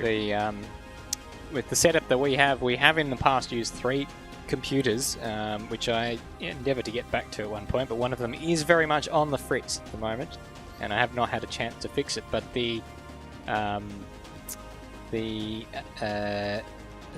original one that I was using as the second PC that was running Automobilista and feeding that vision into the broadcast computer, that one had a very, very hot running processor that used to overheat, and I used to turn it on just before the broadcast would start so that it wouldn't overheat during the broadcast, and it would be very hot by the end of it. So I've since replaced that processor, but I did take the side off and blow air into it from a pedestal fan once or twice.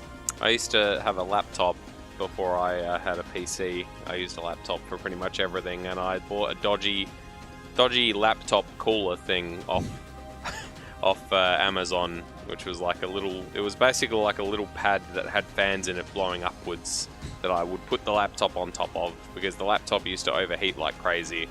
Which you'd think with a laptop, you're designing it within a certain level of specifications, so you would think that you wouldn't have a laptop that overheats, because it's not like a PC where you can just put stuff in it that the computer can't handle.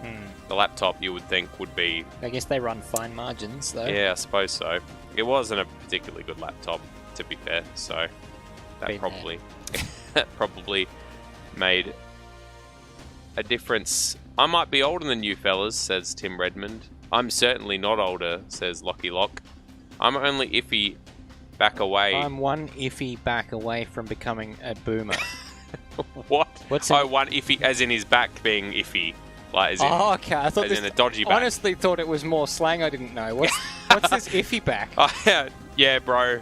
Oh, man. Me and my bro went down to Macca's. Got an iffy back. did me one iffy back. Oh, there were these boomers here having iffy backs, and like that was totes not okay. That was just orcs as hell. So I yeeted, I yeeted them, and then drove away with Macca's trays under my rear wheels. Unlucky, man. Unlucky. Jordan DeSantis saying I'm the youngest here. Well, I don't think any ages have been thrown away. Yeah, people. There's all sorts of people saying I'm older, I'm younger, I'm the youngest, but I'm not hearing any ages. There we go. So, you know. I'm early-ish millennial and grew up with Ninja Turtles and Transformers. So that puts you probably as an 80s baby there, Tim Redmond, who thinks I believe he thinks he's older than us. He says, I might be older than you, fellas. I reckon if you are, it's not by much. Well, we're probably a little bit younger. I grew up with Cheese TV, if that helps. Good times. Oh, Cheese TV. Grew up with a lot of Nickelodeon cartoons and Pokemon. And, but that doesn't really age you because Pokemon's still going. Well, yeah, Pokemon's ever present, isn't it? Grew up with The Simpsons, I think, more than anything else. Pretty much, that's how you tell someone is our age, is that they know all the Simpsons quotes. 6 p.m. Friday, 6 p.m. every night, rather, on Channel 10. Followed by Neighbours, and then Big Brother. Gretel Colleen, irreplaceable. Well, she was the original host. A bit of on-track action happening ahead of the second race here, so we'll bring you. We've been pictures. waffling for a bit. We have. Well, we've been enjoying the banter going on in the live chat. Yeah, I don't know. Where does millennials start? As far as it starts early, like I always thought it was people that were like born around the millennium, but apparently it considered, you know, late 80s onwards because you sort of came of age during the millennium. Well, here we go. Lockie Lock, who has basically said he's certainly not older than us, so I guess he must be fairly sure of that. So I'm guessing he's quite a bit younger than us. I grew up with a PS1 and a Nintendo 64 in the 2010s. So that's our generation of consoles that he's been playing with. But in the 2010s. In the 2010s. Actually, finding working ones of those in the 2010s is quite a feat. I would hold on to those. Those are an investment. They're probably worth quite a lot now. Nintendo 64s are ridiculously expensive. Especially working ones. Used to go into Game Trader stores and such, and they'd have, you know, boxed Nintendo 64s for, you know, $200 or $300, which I'm pretty sure isn't what they were worth when they were new. Lockie Lock saying he's just got his L's, which makes me feel like he was probably in nappies when I got my L's. Oh, Lord. I think I'm technically a millennial and I dislike it. Ben Rhodes, I think the way you talk, you must be a boomer. He did say he's one iffy back away from becoming one. Oh, bro. Gotta go get me an iffy back, boomer. Very good. I want my iffy back, iffy back, iffy back. I want my iffy back, iffy back, iffy back. I don't think you do, because that means you'll struggle to get out of bed with the soreness. Well, I've already got my iffy knee, so... Iffy knee, yeah. Yeah. Yeah, I mean, I think my knee's okay for my age, but if I walk 19 kilometres on it, it certainly starts to feel like it's going towards the end of that. Yeah, my feet were killing me. We went for a hike. We did. One hell of a hike. It was lovely. Do you ever have thoughts like Stairs, like that? Maybe your body is just like not doing well, and everyone else feels just tons better than you all the time, and you just don't realise because it's how your body is. I think a lot of people complain about various ailments, though, so yeah, that makes me tend to think that that's not the case. Yeah, fair enough. But it's like, how would you know that your body is the baseline, you know? Or like that your normal is everyone else's normal, I suppose. Well, I have big thoughts like that, you know? like people who are born with some sort of terminal illness, that is their life, so their baseline of health is actually just how other people would probably feel like while they've got quite a bad flu or something. Yeah, that wouldn't be fun. Like cystic fibrosis or something. I was watching this thing about this young woman who had that, which the life expectancy for is pretty low, like late teens, early 20s. But she was just sort of... She had this completely different mindset because she knew that she wasn't going to get past early 20s at most, and so you kind of set your life up for that, which is kind of hard to imagine. And there was this other person who was in a similar boat, and then they for whatever ailment. I think this one had cancer. Then she survived the cancer and she didn't really know what to do because she hadn't been expecting that. And then had to plan a life that she wasn't expecting to have. So I brought down the tone of this somewhat by talking about terminal illness. But anyway, gotta say, bit of an iffy back worth. Like that conversation was a bit of an iffy back. Brody's bringing up stuff that I can relate to. Need Oh, for Mad Speed Cats. Carbon, and I'm talking about Need for Speed Carbon, and Most Wanted I played the hell out of as well. I played a lot of Underground, one of the Undergrounds. Yeah. Can't remember which one. I did have a Mad Cats controller. It was a piece of shit. So we probably should mention that this is qualifying, so I'm going to change the graph. Oh, goodness. I thought that this was a practice session. Goodness me. It's not, because we don't have practice sessions in between the two Of course races. we don't. So, Madbird, do you want to just remind everyone of the racetrack particulars? Oh, yeah, turns 3 and 4 don't exist, and probably 8 and 9 don't exist. I'd say 12... I'd say 13, actually. 13 and 14 can be one corner. So, you know, that's sort of my overview. It is very pleasing that it's sort of a track that's very clearly split into two halves. Or I suppose split into thirds, because you've got the straight, then you've got the first sector up to the hairpin, and then you've got the last sector out of the hairpin to the start of the straight. So it's very pleasing that it's split so cleanly. But no, some of those corners are bullshit. Okay. What a piss. Well, Dane Warren currently in pole position. This is looking very similar to the kind of order that we saw in the first qualifying session with Dane from Ethan. I think he's quicker than he was in the qualifying session for race 1, 104.6, and Ethan Warren trailing by about 0.3 of a second. And Colin Warwick hitting the second row of the grid from Luke Rosella. A little bit closer this time around, Ethan, so that's good to see. Kurt Stenberg again, only good enough for 6th so far, with Zach Baker up in 5th. No Corey McFarlane for race number 2 by the looks of it, unfortunately. Yeah. Although, no, he's in there. The server. He just hasn't set a time yet. All right.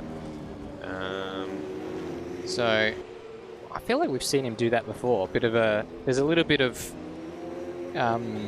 Jake Maloney about him. Dane Warren, purple in the middle sector, not in the first sector. Ethan Warren's actually just bettered the middle sector that Dane Warren's done on the lap he's currently on, and he was slower, in fact, which is interesting. So let's see whether Ethan Warren can improve very fast through that middle sector. A 22.000 to the thousandth of a second through that middle sector. Improves by a small amount, not enough.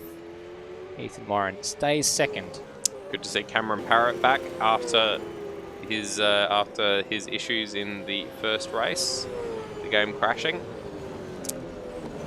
Lucky Lock, who thought his 5.5 was quick, which I'm sure it is really, just not when you're comparing it to Dane Warren.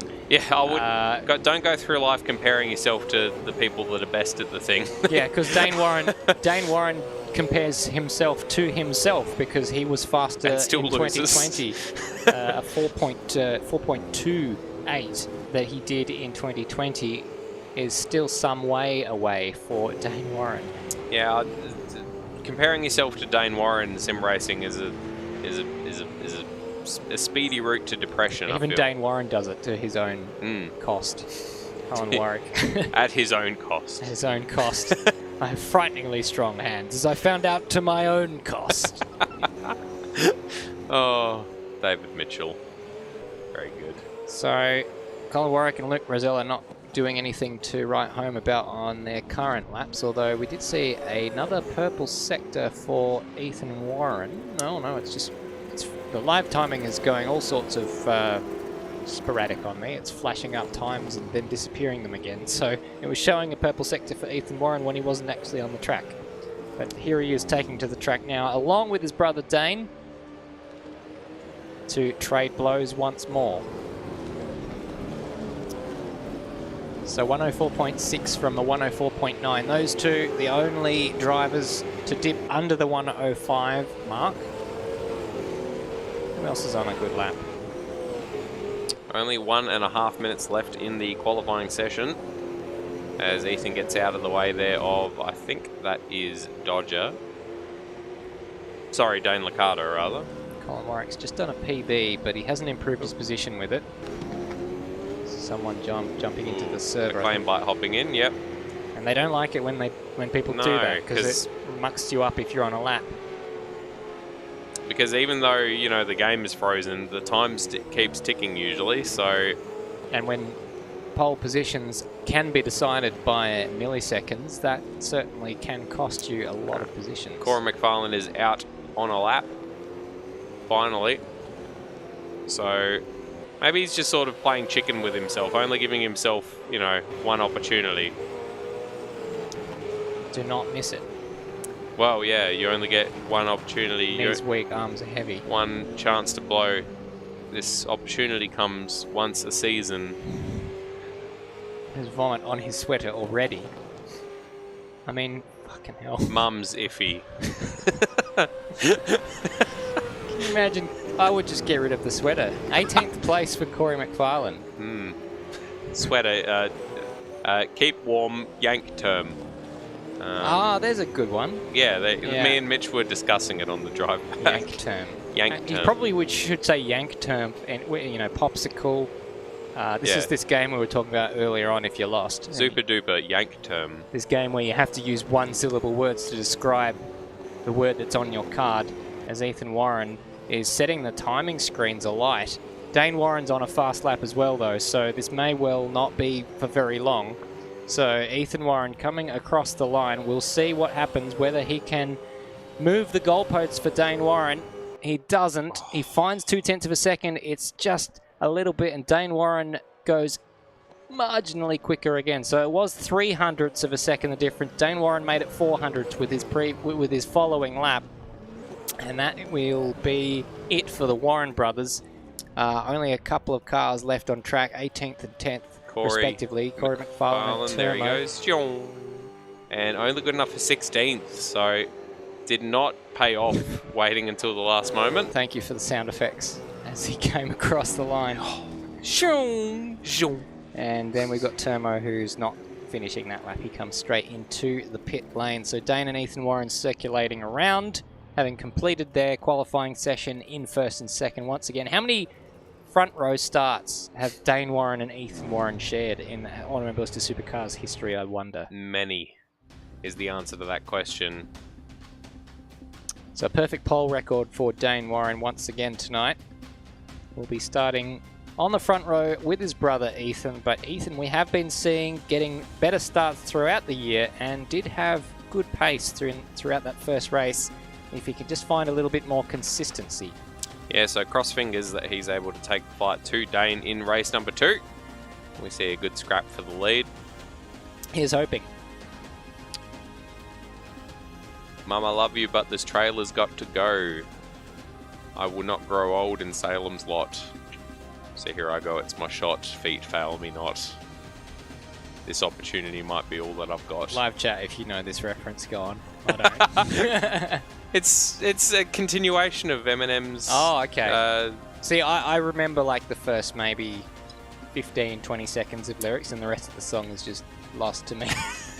See, I've just got the most repeated parts I get. I have some weird thing in my brain that... You're good with lyrics. I'm very good with lyrics. I don't know how you remember them. I don't know either. I listen to things a lot, I suppose. If I find a song I like, it tends to get replayed quite a lot. Yeah, but if I replay a song that enough to know the lyrics, then I'm sick of the song. That's valid. So, you know. Yeah. It's a weird little catch-22. I think there's the songs I know are the ones I don't like anymore. I think there's a balance you have to strike. There is a balance. But yeah. Like that song that was very popular a few years ago. That was I think it was like a remix where he's like, I got the horses in the back. Horse tack is attached. Cat is matty black. You're looking at me like you've never heard this song. I've never heard this song. Well, you very possibly you're just giving a very bad rendition. Oh, probably. Yeah. Old Town Road. Oh, yeah. That's what it was called. I hit my horse on Old Town Road. Yeah. Yeah, and then he goes, I got the horses in the... This is the part I remember because I thought it was funny. I got the horses in the back. Horse tack is attached. Hat is very black. Got the boots just black to match. And then that's about it, as much as I remember of the entire song. Well, that's pretty good. As long as you got one bit that you can yell. Yeah, but then it stops. I was like, oh, you know the song. And then I'm like, Just grin gormlessly. Yeah, I do. Yeah. I don't. Anyway, that was popular for all of 5 minutes. That song. I'll be riding shotgun. Oh, fuck off. It's a song that our friend Stairs was complaining about having stuck in his head. And I was trying to think, where have I heard that song recently? Because I wouldn't voluntarily listen to it. We went into a lot of servos. Yeah, it was before that. Oh. I had it like the night before, stuck in my head. So, underneath the hot sun. So live chat, like you a know, what are your sun. earworms so I can think of other songs that I don't want stuck in my head? I'll show you What Are You by Tism after the broadcast. You'll enjoy that, I think. The what? It's a song called What Are You. What are you? Yep. Songs, I need more than one go to get stuck in my head, though. That's fair. What's one that I've had stuck in my head? That's the thing. Songs that I end up liking, I often don't like them on the first go either. I hated Don't know Coheed why and that Cambria is. the first time I heard them. I listened to 10 Really? speed and I'm like, what the hell is this shit? And it took... And then I listened to it a few more times. I'm like, actually, this is alright. And then they became my identity for several years. Yeah. That was one band where I think that the first song that you shared with me was the first song I heard of theirs, and that was actually one that I did like on the first go. So, you Very know. good. Look at me go. There you go. Gravemakers and Gunslingers. Oh, yeah. That is a very good song. I haven't listened to Coheed and Cambria in a long time. No, neither have I. Hello, Brandon Dostal. Yeah, he's decided to pay us a visit. Coming to a nice, easy stop. Yeah, you. Getting back onto the road. Very well done. Quite a stylish rejoin, I think. It was. Certainly could have been messier. Into And the bits he goes. Into the bits. Quite one more car taking to the track than the last warm-up session that we had. Dane Warren, incidentally, being one of them, which is interesting. Maybe he did a practice start or Maybe, two. although he did set a competitive lap time. He did a 105.3, which is slow by his standards, but quick by anyone's standards in comparison. And that'll be it for the practice session. So we might as well reacquaint ourselves with the particulars of the racetrack, Madbird. Oh, excellent. Hidden Valley Raceway. There's turns 1 through 5. We keep finding it. we do. We just keep finding it. We just Madbird. keep. It's really not very well hidden. No, not at all. Is it actually? Is the area called Hidden Valley, or is it one of those names that doesn't really make sense? Well, my Darwin geography probably isn't quite up to scratch, so That's I fair. can't answer that. I'll do a A little bit like research. Wanneroo, race Wanneroo/Barbagallo. I didn't know if one of those was a place name. Barbagallo sounds like a place. I think it's a name, Oh, but I suppose by definition they all are. And so we're not too far from a race start. well, the Hidden Valley Raceway is part of the Hidden Valley Motorsports Complex located at 171 Hidden Valley Road, Hidden Valley. There you go. So there you go. They're not particularly creative with names. That up answers there. your question emphatically. And It really does. If you were sweating for 90% of the day, I think you wouldn't be too creative with your names either. That's a very good point. If your town was, town population was 5 people and a crocodile. Got other things on your mind. Maybe just a little bit. We're missing people from the grid. There's a couple of rows that haven't populated yet, but Oh, there they go. there does Still seem waiting to on be the a third. decent grid There behind we them. go. We're just waiting for the formation lap to get underway. And here we go. So it is Dane Warren leading the pack round for what feels like the infinitieth time, Madbird, but he is the pole sitter, so good job from him to once again be the class of the field from his brother Ethan Warren, who did give it a good crack. Behind him we've got Colin Warwick in third place, who was leading the championship at the beginning of the night. He'll be, I think, eager for a podium tonight. That would be a good result for him, but he's got a very quick Luke Rosella behind him, who I think didn't quite show all of his pace in that qualifying session. Kurt Stenberg in 5th place behind him. Ahead of Alex Cattle, that's a good qualifying session for Alex up there in 6th after starting the first race from the back and finding his way through the field. He starts in a more representative position now from Zach Baker. Dane Liccardo behind him in 8th place. Dane Liccardo, one of the DNFers, if I'm remembering correctly, from the first race. And then we had RSM Latino behind him. Running out top 10, Madbird. Dane Liccardo didn't actually start the first race, so he's already That's doing right, better. he was in the pits. He was in the pits at the beginning of the race, so this is his first laps of racing action tonight. Turmo is in 10th place ahead of Steve Warwick. Cameron Parrott behind him for Maple Leaf Sim Sports, one of the DNFers from the first race with a game crash, something that he hasn't experienced before tonight. Brandon Dostal in 13th, then we've got Peter Stenberg. Corey McFarlane all the way down in 15th. You have to think he didn't quite get a lap that he wanted in the bag. Then we've got Kai Jones in 16th, Dodger in 17th, and rounding out our grid of 18 cars is a Claim Bite. Yeah, I reckon Corey McFarlane will do an Alex Cattle. We'll see him up towards the top with some incredible amount of positions gained. But there they are, all forming up on the grid. There is the link if you want to follow along with the live timing, liveraces.rocksolidbaits.com. And we're ready for the start.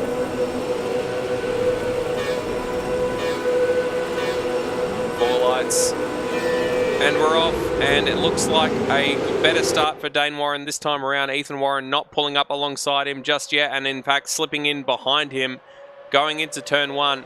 And they all go very, very wide for the turn in. And 3 wide from the second row. Kurt Stenberg, I think, into the back of Luke Rosella as they went through turn 1.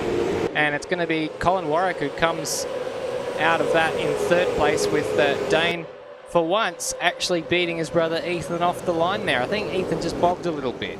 Yeah, much better for Dane Warren as well. Just seemed like he had a much faster reaction than he has had. Ethan obviously would like to change those positions, diving into the hairpin and getting very, very close to his brother at the apex. And we are off, nearly finished with the first of the 15 laps already, Stairs. Yeah, it's going to go quick. 1 compulsory pit stop in this race, and they must complete that before the end of lap 14. So they can't do it on the last lap, which makes sense. And leading them across for the very first time, Dane Warren. So has made a bit of a break there. 0.5 of a second, looks like quite a bit. Can Ethan Warren knuckle down and find some of the pace that he found early in the second race? We've got Zach Baker looking like he was making a bit of a move further on in the field. He sits there just behind Kurt Stenberg. Yeah, and Luke Rosella has Colin Warwick for company, or vice versa rather, with Luke Rosella right on his tail coming down into turn 5 and heading down towards the hairpin. Luke looks like he's shaping up for an overtake, but is not able to do so. Colin parking the bus, as Rody said in race number 1.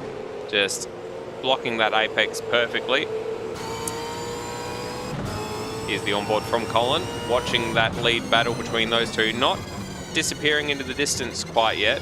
Very wide from Colin there through those technical few corners. And going through there is Luke Rosella, and a bit of a switchback for Luke Rosella. Let's see if we can catch just a little bit of a replay of that. So that was a very opportunistic move there from Luke Rosella. Yeah, saw that's a tad wide from Colin Warwick, but there you go. Saw the opening, Madbird. Yeah, saw that he was offline and thought, I'll have a go at this, but Colin wise enough to keep out of the way and keep hold of that third place position.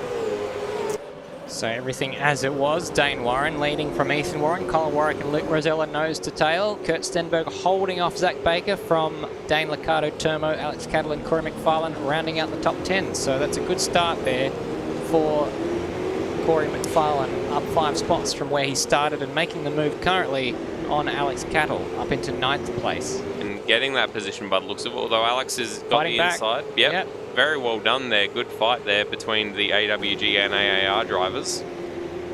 Fantastic. So he'll have another go, Corey McFarlane, no doubt, when they get to the straight, if he can't make the move before that. As I thought I turned the pop-ups for my Steam You can see off. our good friend Xeris playing Chivalry 2, a game I didn't know needed a sequel, as Alex Cattle comes into the pits. Seems early. Ethan Warren with the fastest lap of the race. So that'll put pay to that battle between Corey McFarlane and Alex Cattle. So Alex just getting it out of the way, perhaps, so he can just knuckle down and get himself into a groove. Yeah, get out of the traffic. It's a good idea, especially if you're not tyre limited in this race. Ethan definitely closer to Dane on this lap than he has been on previous ones. You can see him there bump drafting through the exit of the hairpin. So he's shaping up for an attempt on the start-finish straight, I'm sure. Yeah, so he has the fastest lap again, and fast through that first sector, 22.3, plays 22.5. Pretty much even Stevens, Dane Warren marginally faster through the middle sector. I mean, you can't really be much faster than the car in front when you're stuck behind it. This is very close, so this is a good opportunity for Ethan Warren. He's got to have to learn the lesson from the previous race, though. Don't outbrake yourself, or it's all wasted. Yeah, I think he got a bit impatient in that first race. He had more time than he thought, I think. Dane was making mistakes in that race, and Speaking Dane's just of, made a mistake there and let Ethan Warren through. If he gets good drive, he will have the inside down into turn 5.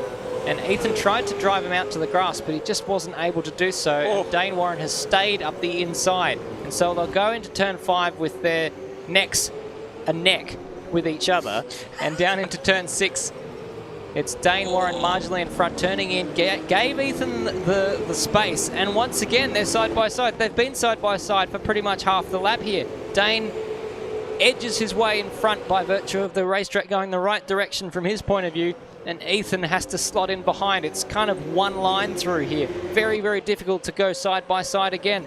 But this is where Luke Rosella had that opportunistic move earlier on, and he's tried the same thing again. But cost himself. He has cost himself quite a bit of time on the exit, and that's a long distance there that Dane Warren has now stretched ahead of his brother Ethan.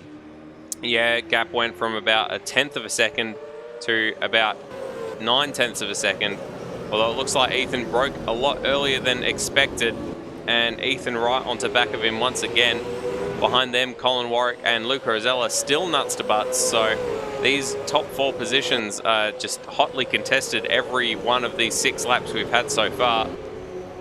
We've had another retirement, or our first retirement from this race. Kai Jones out of this race. Corey McFarlane back down into 15th, so I wonder if he's just gotten his pit stop out of the way as well. He has indeed. Yep, so Corey McFarlane. So a few people just getting them done early so that they don't have to worry about them, I suppose. So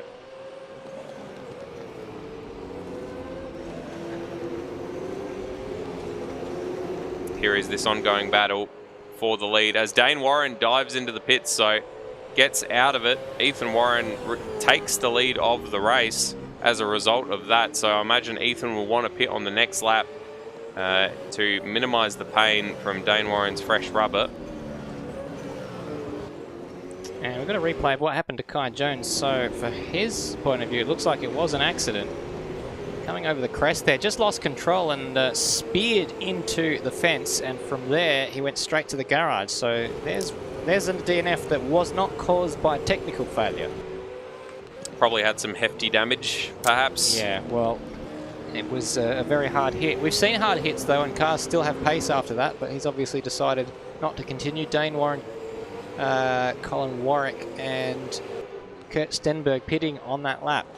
Dane Warren coming out 36 seconds behind Ethan Warren,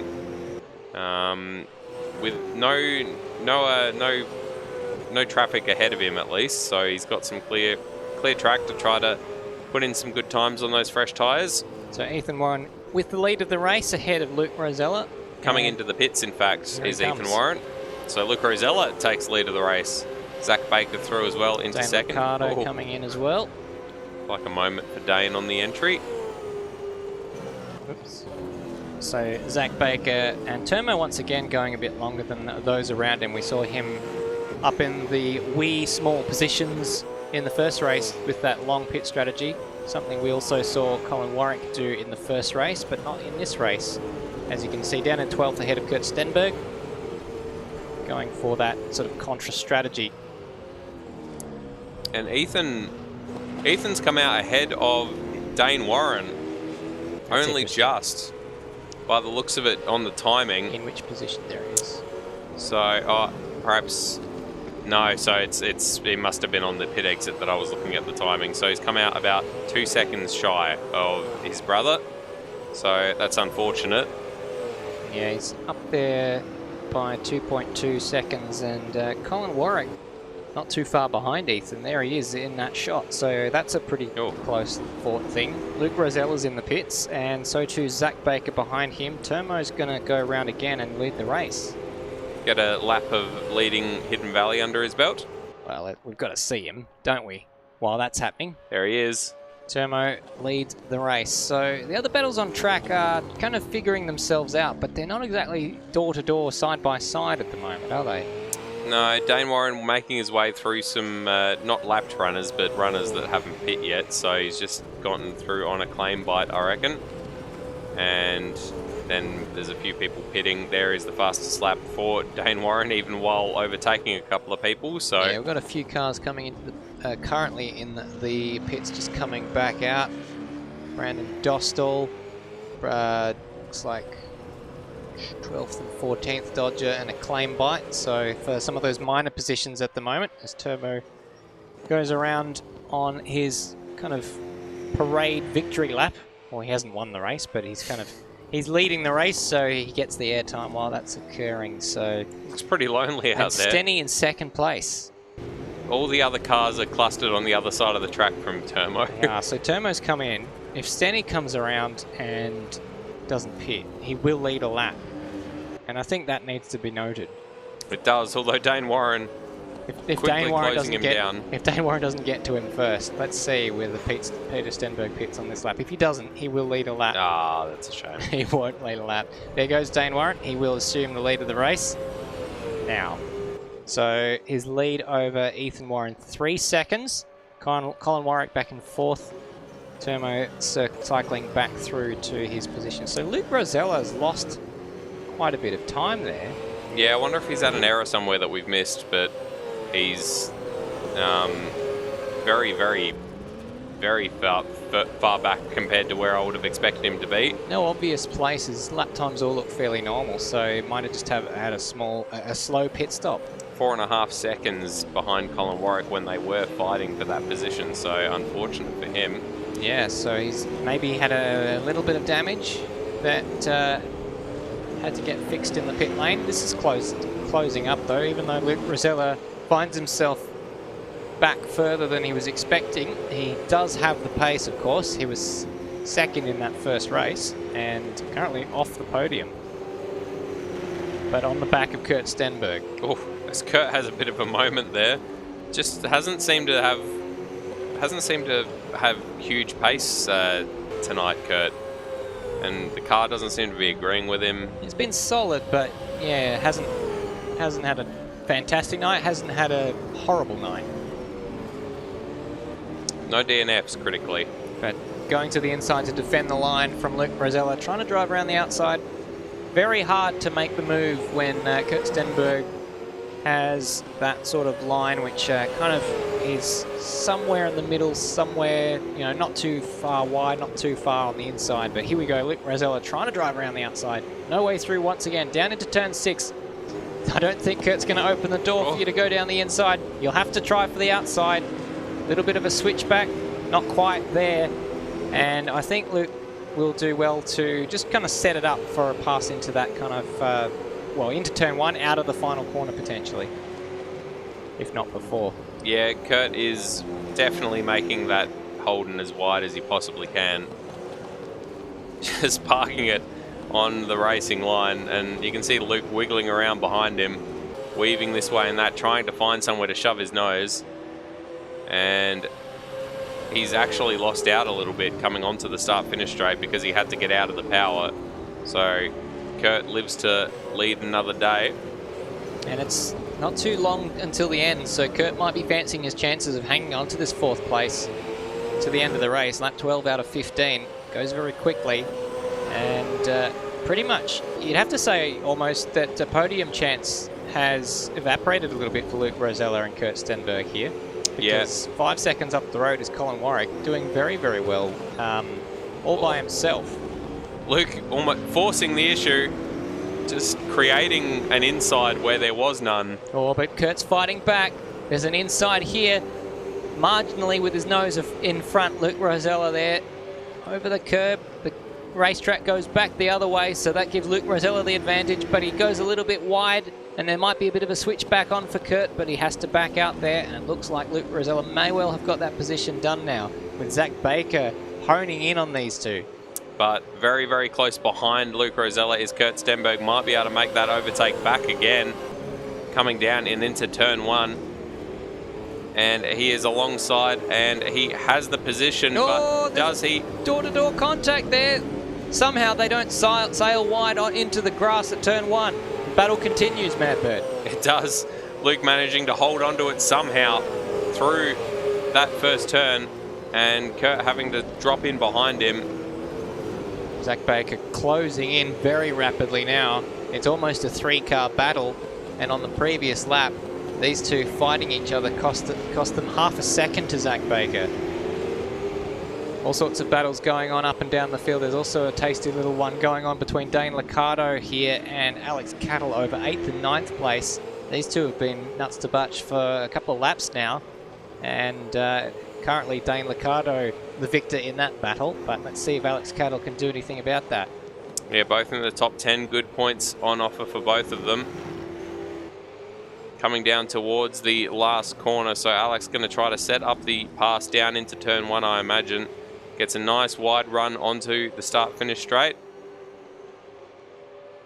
He's quite a long way back there. Seems like he's dropped the slipstream a little bit. Yeah. So Dane Liccardo 107.6, Alex Cattle 108.2. So he lost about half a second on that previous lap, so maybe his tyre's starting to go away. He was, of course, the first person to make pit stop, Alex Cattle, so potentially that is coming to bite him now. So where he currently sits in at 9th place, he's down 3 positions from where he started this race. Meanwhile, back with the battle that Kurt Stenberg finds himself in, it's Luke Rosella up in front, who's put a little bit of a gap as sideways action from Kurt Stenberg somehow manages to hold on, and Zach Baker is all over the rear bumper. He is. Zach Baker shaping up. He's going to try to get this position done. They're going into the first corner for the last time on this race. Final lap has started. Zach Baker making the overtake into turn 1. He's got the inside line. Does he get it stopped in time? It looks like he has, but Kurt Stenberg trying to slot back up the inside. Great driving there from Kurt Stenberg. Manages to get up the inside, but Zach Baker's still there, so he'll have the inside for the corners coming up. And into turn 4 before they head on down to the hairpin. Zach Baker ahead of Kurt Stenberg. Kurt going to force the issue. Oh, on the curb. He lit up the rears in an effort to try and stay up the inside for the hairpin and manages to keep his car there. That was very well done from Kurt. Round the outside, Zach Baker manages to hang on to the inside line for the next corner. Kurt driving around the outside. While we've got Dane Warren coming across to win the race, we will rejoin the battle to see what happens. Ethan Warren a comfortable second from Colin Warwick and Luke Rosella, but this is the battle we want to see. Kurt Stenberg and Zach Baker, and it looks like Kurt Stenberg is going to hang on. Only just. Zach Baker put in a spirited fight towards the end, and barring some late drag race surprise, Kurt Stenberg hangs on. I reckon Zach Baker was a little bit generous with the space he allowed Kurt Stenberg. Could have easily closed the door a little bit harder, I reckon. But as Kurt Stenberg giving Luke Rosella a few love kisses on the rear bumper. Good mates, those two. So there's our race winner. Well, we kind of brushed over it, but another fantastic victory for Dane Warren, who reclaims the championship lead and is still undefeated in races started to date this year. And his brother Ethan Warren with a very strong second place. Trans-Tasman Racing running away with the team's championship, it has to be said. Colin Warwick, who was the championship leader at the beginning of the night, 2 solid results from him, and backing that up with a podium. I'm sure he will be stoked, and good to see, good to get that livery some running. I believe when we went here last year, he had a livery like this run up ready to go, but didn't quite get the chance to run it. I looked at my phone and glanced up, and there was a gaggle of cars. So that was the podium finishes. Luke Rosella 4th after finishing 2nd in the first race. Kurt Stenberg 5th, holds off Zach Baker. Corey McFarlane, who started way back, ends up 8 positions up from where he started. That's a good effort from him. Dane Liccardo in 8th. Got that position on Alex Cattle, who fell back 3 spots. Turmo rounding out the top 10 again. Good job from him. And then Cameron Parrott finishing the second race after DNFing in the first race. Steve Warwick, RSM Latino, Brandon Dostal, Stenny, Dodger, and a claim bite with Kai Jones, our only DNFer for the night, for the second race. I'd say for the night, but we did have quite a few DNFers in that first race there, Madbird. Yep, but good finishes for the other 17 runners. So very, very good indeed. And some good scraps all throughout the field, so that's what we like to see every round. And of course, another dominant showing from the Ethans. Oh, God, for the Warrens. The Warrens. I don't know why. You've given them both the I don't know why. I don't know why I've got Ethan stuck in my head, but yeah, it was good to see Ethan putting up a bit of a fight. 1.6 seconds in the end, the gap between himself and his brother. So. Managed to trim it down a little bit, but Dane just still too good in the end, unfortunately. Too good. That's it. And we've got some of our drivers coming in for a bit of a chat there, Madbird. Who have you got with you? Yep, so I've got Luke Rosella, second place man in the first race here. So congratulations, Luke. Very good run in the second race, and looked like the third race. Sorry, the first race, and then. Just looked like the second race things didn't work out quite as well for you.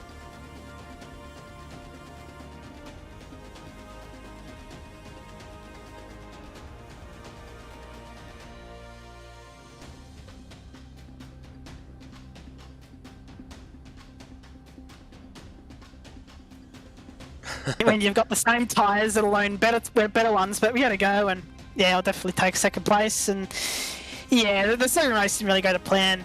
Yeah, we jumped into pits quite a bit by the my competitors, and yeah, had to push on and try salvage something out of it. We saw, yeah, you were fighting with Colin, and then once the pit stops had shaken out, you're about 4.5 seconds behind him. Did you just take a longer stop, or did you get held up? What happened?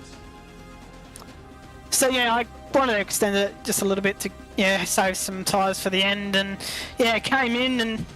Everyone else is saying in the Discord they're getting 9 seconds, 9.4, 9.8, whatever, with the pit stop time, and I got 11 seconds for some reason. So yeah, I must have just got unlucky with the pit stop randomizer thingy that AMS does, and yeah, came out behind. Yeah. We'll just pretend that they had an Erebus style pit stop, but yeah, came out behind Stenny, and yeah, me and him. Yeah, boxed on for a bit, and yeah, we'll take P4, but definitely should have maybe had a chance of a podium, but oh well, that's the way it goes sometimes. It is, but still good fight back, and it was a great scrap between yourself and Stenny for those last few laps. Gave us something to look at, and congratulations again for the second place in the first race there, Luke. Thanks, mate. And Stairs, who have you got? Colin Warwick went into tonight leading the championship, and I don't think he was expecting to lead at the end of the night with Dane's form, but a solid night of results nonetheless for you, Colin. 4th place, and then backing up with a podium in the second race there tonight. Yeah, mate, thank you. I actually said to Dane when he said, yeah, he'll be racing, I said, all right, congrats on getting the championship lead back. But yeah, no, tonight was fun. It's a shame I tagged Stenny there in the first race, so probably get a few points taken off there. But yeah, the second race I made a couple of changes to the car to get some tyre life back into it, and seemed to have worked. So yeah, quite happy. Yeah, we saw you went for that overcut in the first race, but it didn't seem to work as well for you as it has in other races. Is that because the tyre life wasn't there? Yeah, the tyre life was terrible. I went from doing 5s and 6s, and then about 8 laps in, straight into the mid 7s. So then I thought, well, if I pit early, I'm just going to end up back in that spot anyway, so I might as well run long and just try and aim for that 7.5 number over and over again, and then pit with 10 to go and see where I end up. And yeah, I dragged some positions back quickly, and yeah, that's just some of the things that I do in my brain on the fly. Good to see. Good to see. And another thing was good to see was your special livery for the night there, Colin. Yeah, so do have a bit of an Indigenous background, so I thought why not throw some stuff on the Warwick Racing Team cars. So yeah, I was quite happy with how it turned out. And yeah, all 3 cars actually look pretty good. Fantastic. Considering they were just quick throw togethers, but yeah, quite happy. Not bad for something that you describe as a quick throw together, but and you got plenty of airtime with all the action that you had tonight. Yeah, it was good. I mean, I'm just gutted that I turned Stenny, because that little battle there would have went on for probably the whole race, which would have been fun. But yeah, happy to get third in the second one, so that made up for it. Absolutely. Congratulations once again on a solid night. Yeah, thanks guys. Thank you. Thank you, Colin. And Madbird, who have you got with you now? I've got Ethan, the other Warren brother, who had 2 podium positions in the 2 races tonight, but could have been. It looked so much like it could have been more than that. Ethan, it looked like you really had the pace on your brother tonight. How'd you find the races? Yeah, it was an interesting night, to say the least. Car and the pace the car had was pretty decent, I felt. It would have been interesting to see how the first and second race would have ended up if I didn't make so many mistakes, but yeah, it's just the way it is, and great to get some points on the board. For sure. We did see you tag that, we saw you make the dive into turn 1 on Dane and completely outbrake yourself, and then we saw you tag that wall the start of the start-finish straight that everyone seems to almost, clip through on the just as the standard racing line, but you must have clipped it just a little bit too hard. Yeah, turn 1 was a bit of a rookie error. As soon as I hit the brake, just the inside front left locked, so just went straight ahead, which is a bit annoying, and then a few laps later hit the wall, which has never done that before, so yeah, a bit embarrassing. Well, considering how close you guys drive to it, I'm surprised it doesn't happen more often. But still, you had some incredible pace out there tonight, and it was great to see you taking the fight to Dane. And hopefully, we'll get to see that in the future. But regardless, congratulations on the 2 podium positions, Ethan, and great showing tonight. Thanks, guys, and thanks for the broadcast. Thank you, Ethan. And well, let's have a chat to Dane Warren. Victory in both races tonight, 2 pole positions and fastest lap in the second race. Not bad there, Dane. Good to have you back. Yeah, thanks for having me back. Once again, it was a fun night as always, not playing iRacing.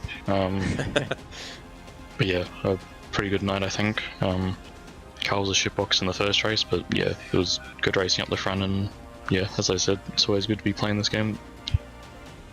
Yeah, so you use the term shitbox. You're still setting some pretty decent times. 105.4 was your fastest in the first race, but 104.9 in the second race. Not quite your 2020 spec sort of lap times, but I think the only driver into the 104s for that second race. Yeah, the second race was heaps better. We're in a similar situation with Cole.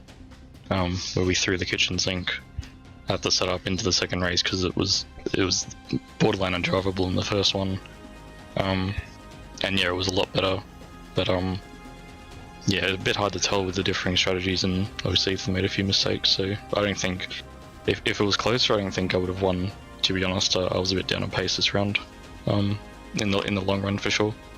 Yeah, well, Madbird mentioned when talking to Ethan that Ethan did seem to have a bit of pace on you in that first race. He did have the fastest lap in that race. What were you thinking when he was kind of doing when he was right behind you going into turn 1 a couple of times in that race? I think in the first, and I think there was a point where I was actually going to let him go and just sort of see what happens, because like I said, I was struggling that much to hold the car in a straight line. But then he made the mistake out of the final corner, so by that point I just had to suffer alone and just watch the relative and try and make a conclusion from that, which the conclusion was that the car was a shitbox. Always thinking even when you're leading.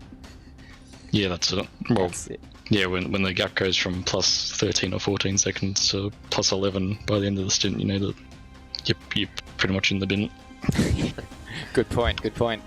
Well, nonetheless, it's another strong night despite those issues. Congratulations. Yep, thanks guys. So that's our drivers, Madbird. Yeah, cracking racing. Some fantastic battles in both races. Very, very tight stuff. Luke and Kurt in the closing stages of race 2 was a highlight for me. What about you, Stairs? I don't know why I wasn't expecting you to ask me that question. Yeah, because usually you ask me, so I got in ahead of you. Yeah, no, that's a good point. Highlights. Well, you know, there was battling up and down the field, and I like to see the variety of strategy, and that's always a bit of a highlight there. I was quite excited to see a few different names doing very, very different strategies, and so we saw people like Turmo and nearly Peter Stenberg lead a lap by virtue of staying out for quite a long time. So a strange highlight maybe, but I'm going to say that. Yeah, I buy it. Well done. So that's it for tonight's action. We'll be back in a few weeks' time for the next round in Townsville on the 11th of July, Madbird. And, we'll look forward to some action on the streets, back to a street circuit, a bit different to where we are here tonight. Yeah, track I've only commentated at once, I think we discussed earlier, so... Yeah. I think Floody filled in for you for one of the Townsville rounds last year. I reckon. So I'm looking forward to that. It's been a while since we've been to a street circuit. Absolutely. So we'll see you then. Don't forget to tune in, and bye for now. See you later.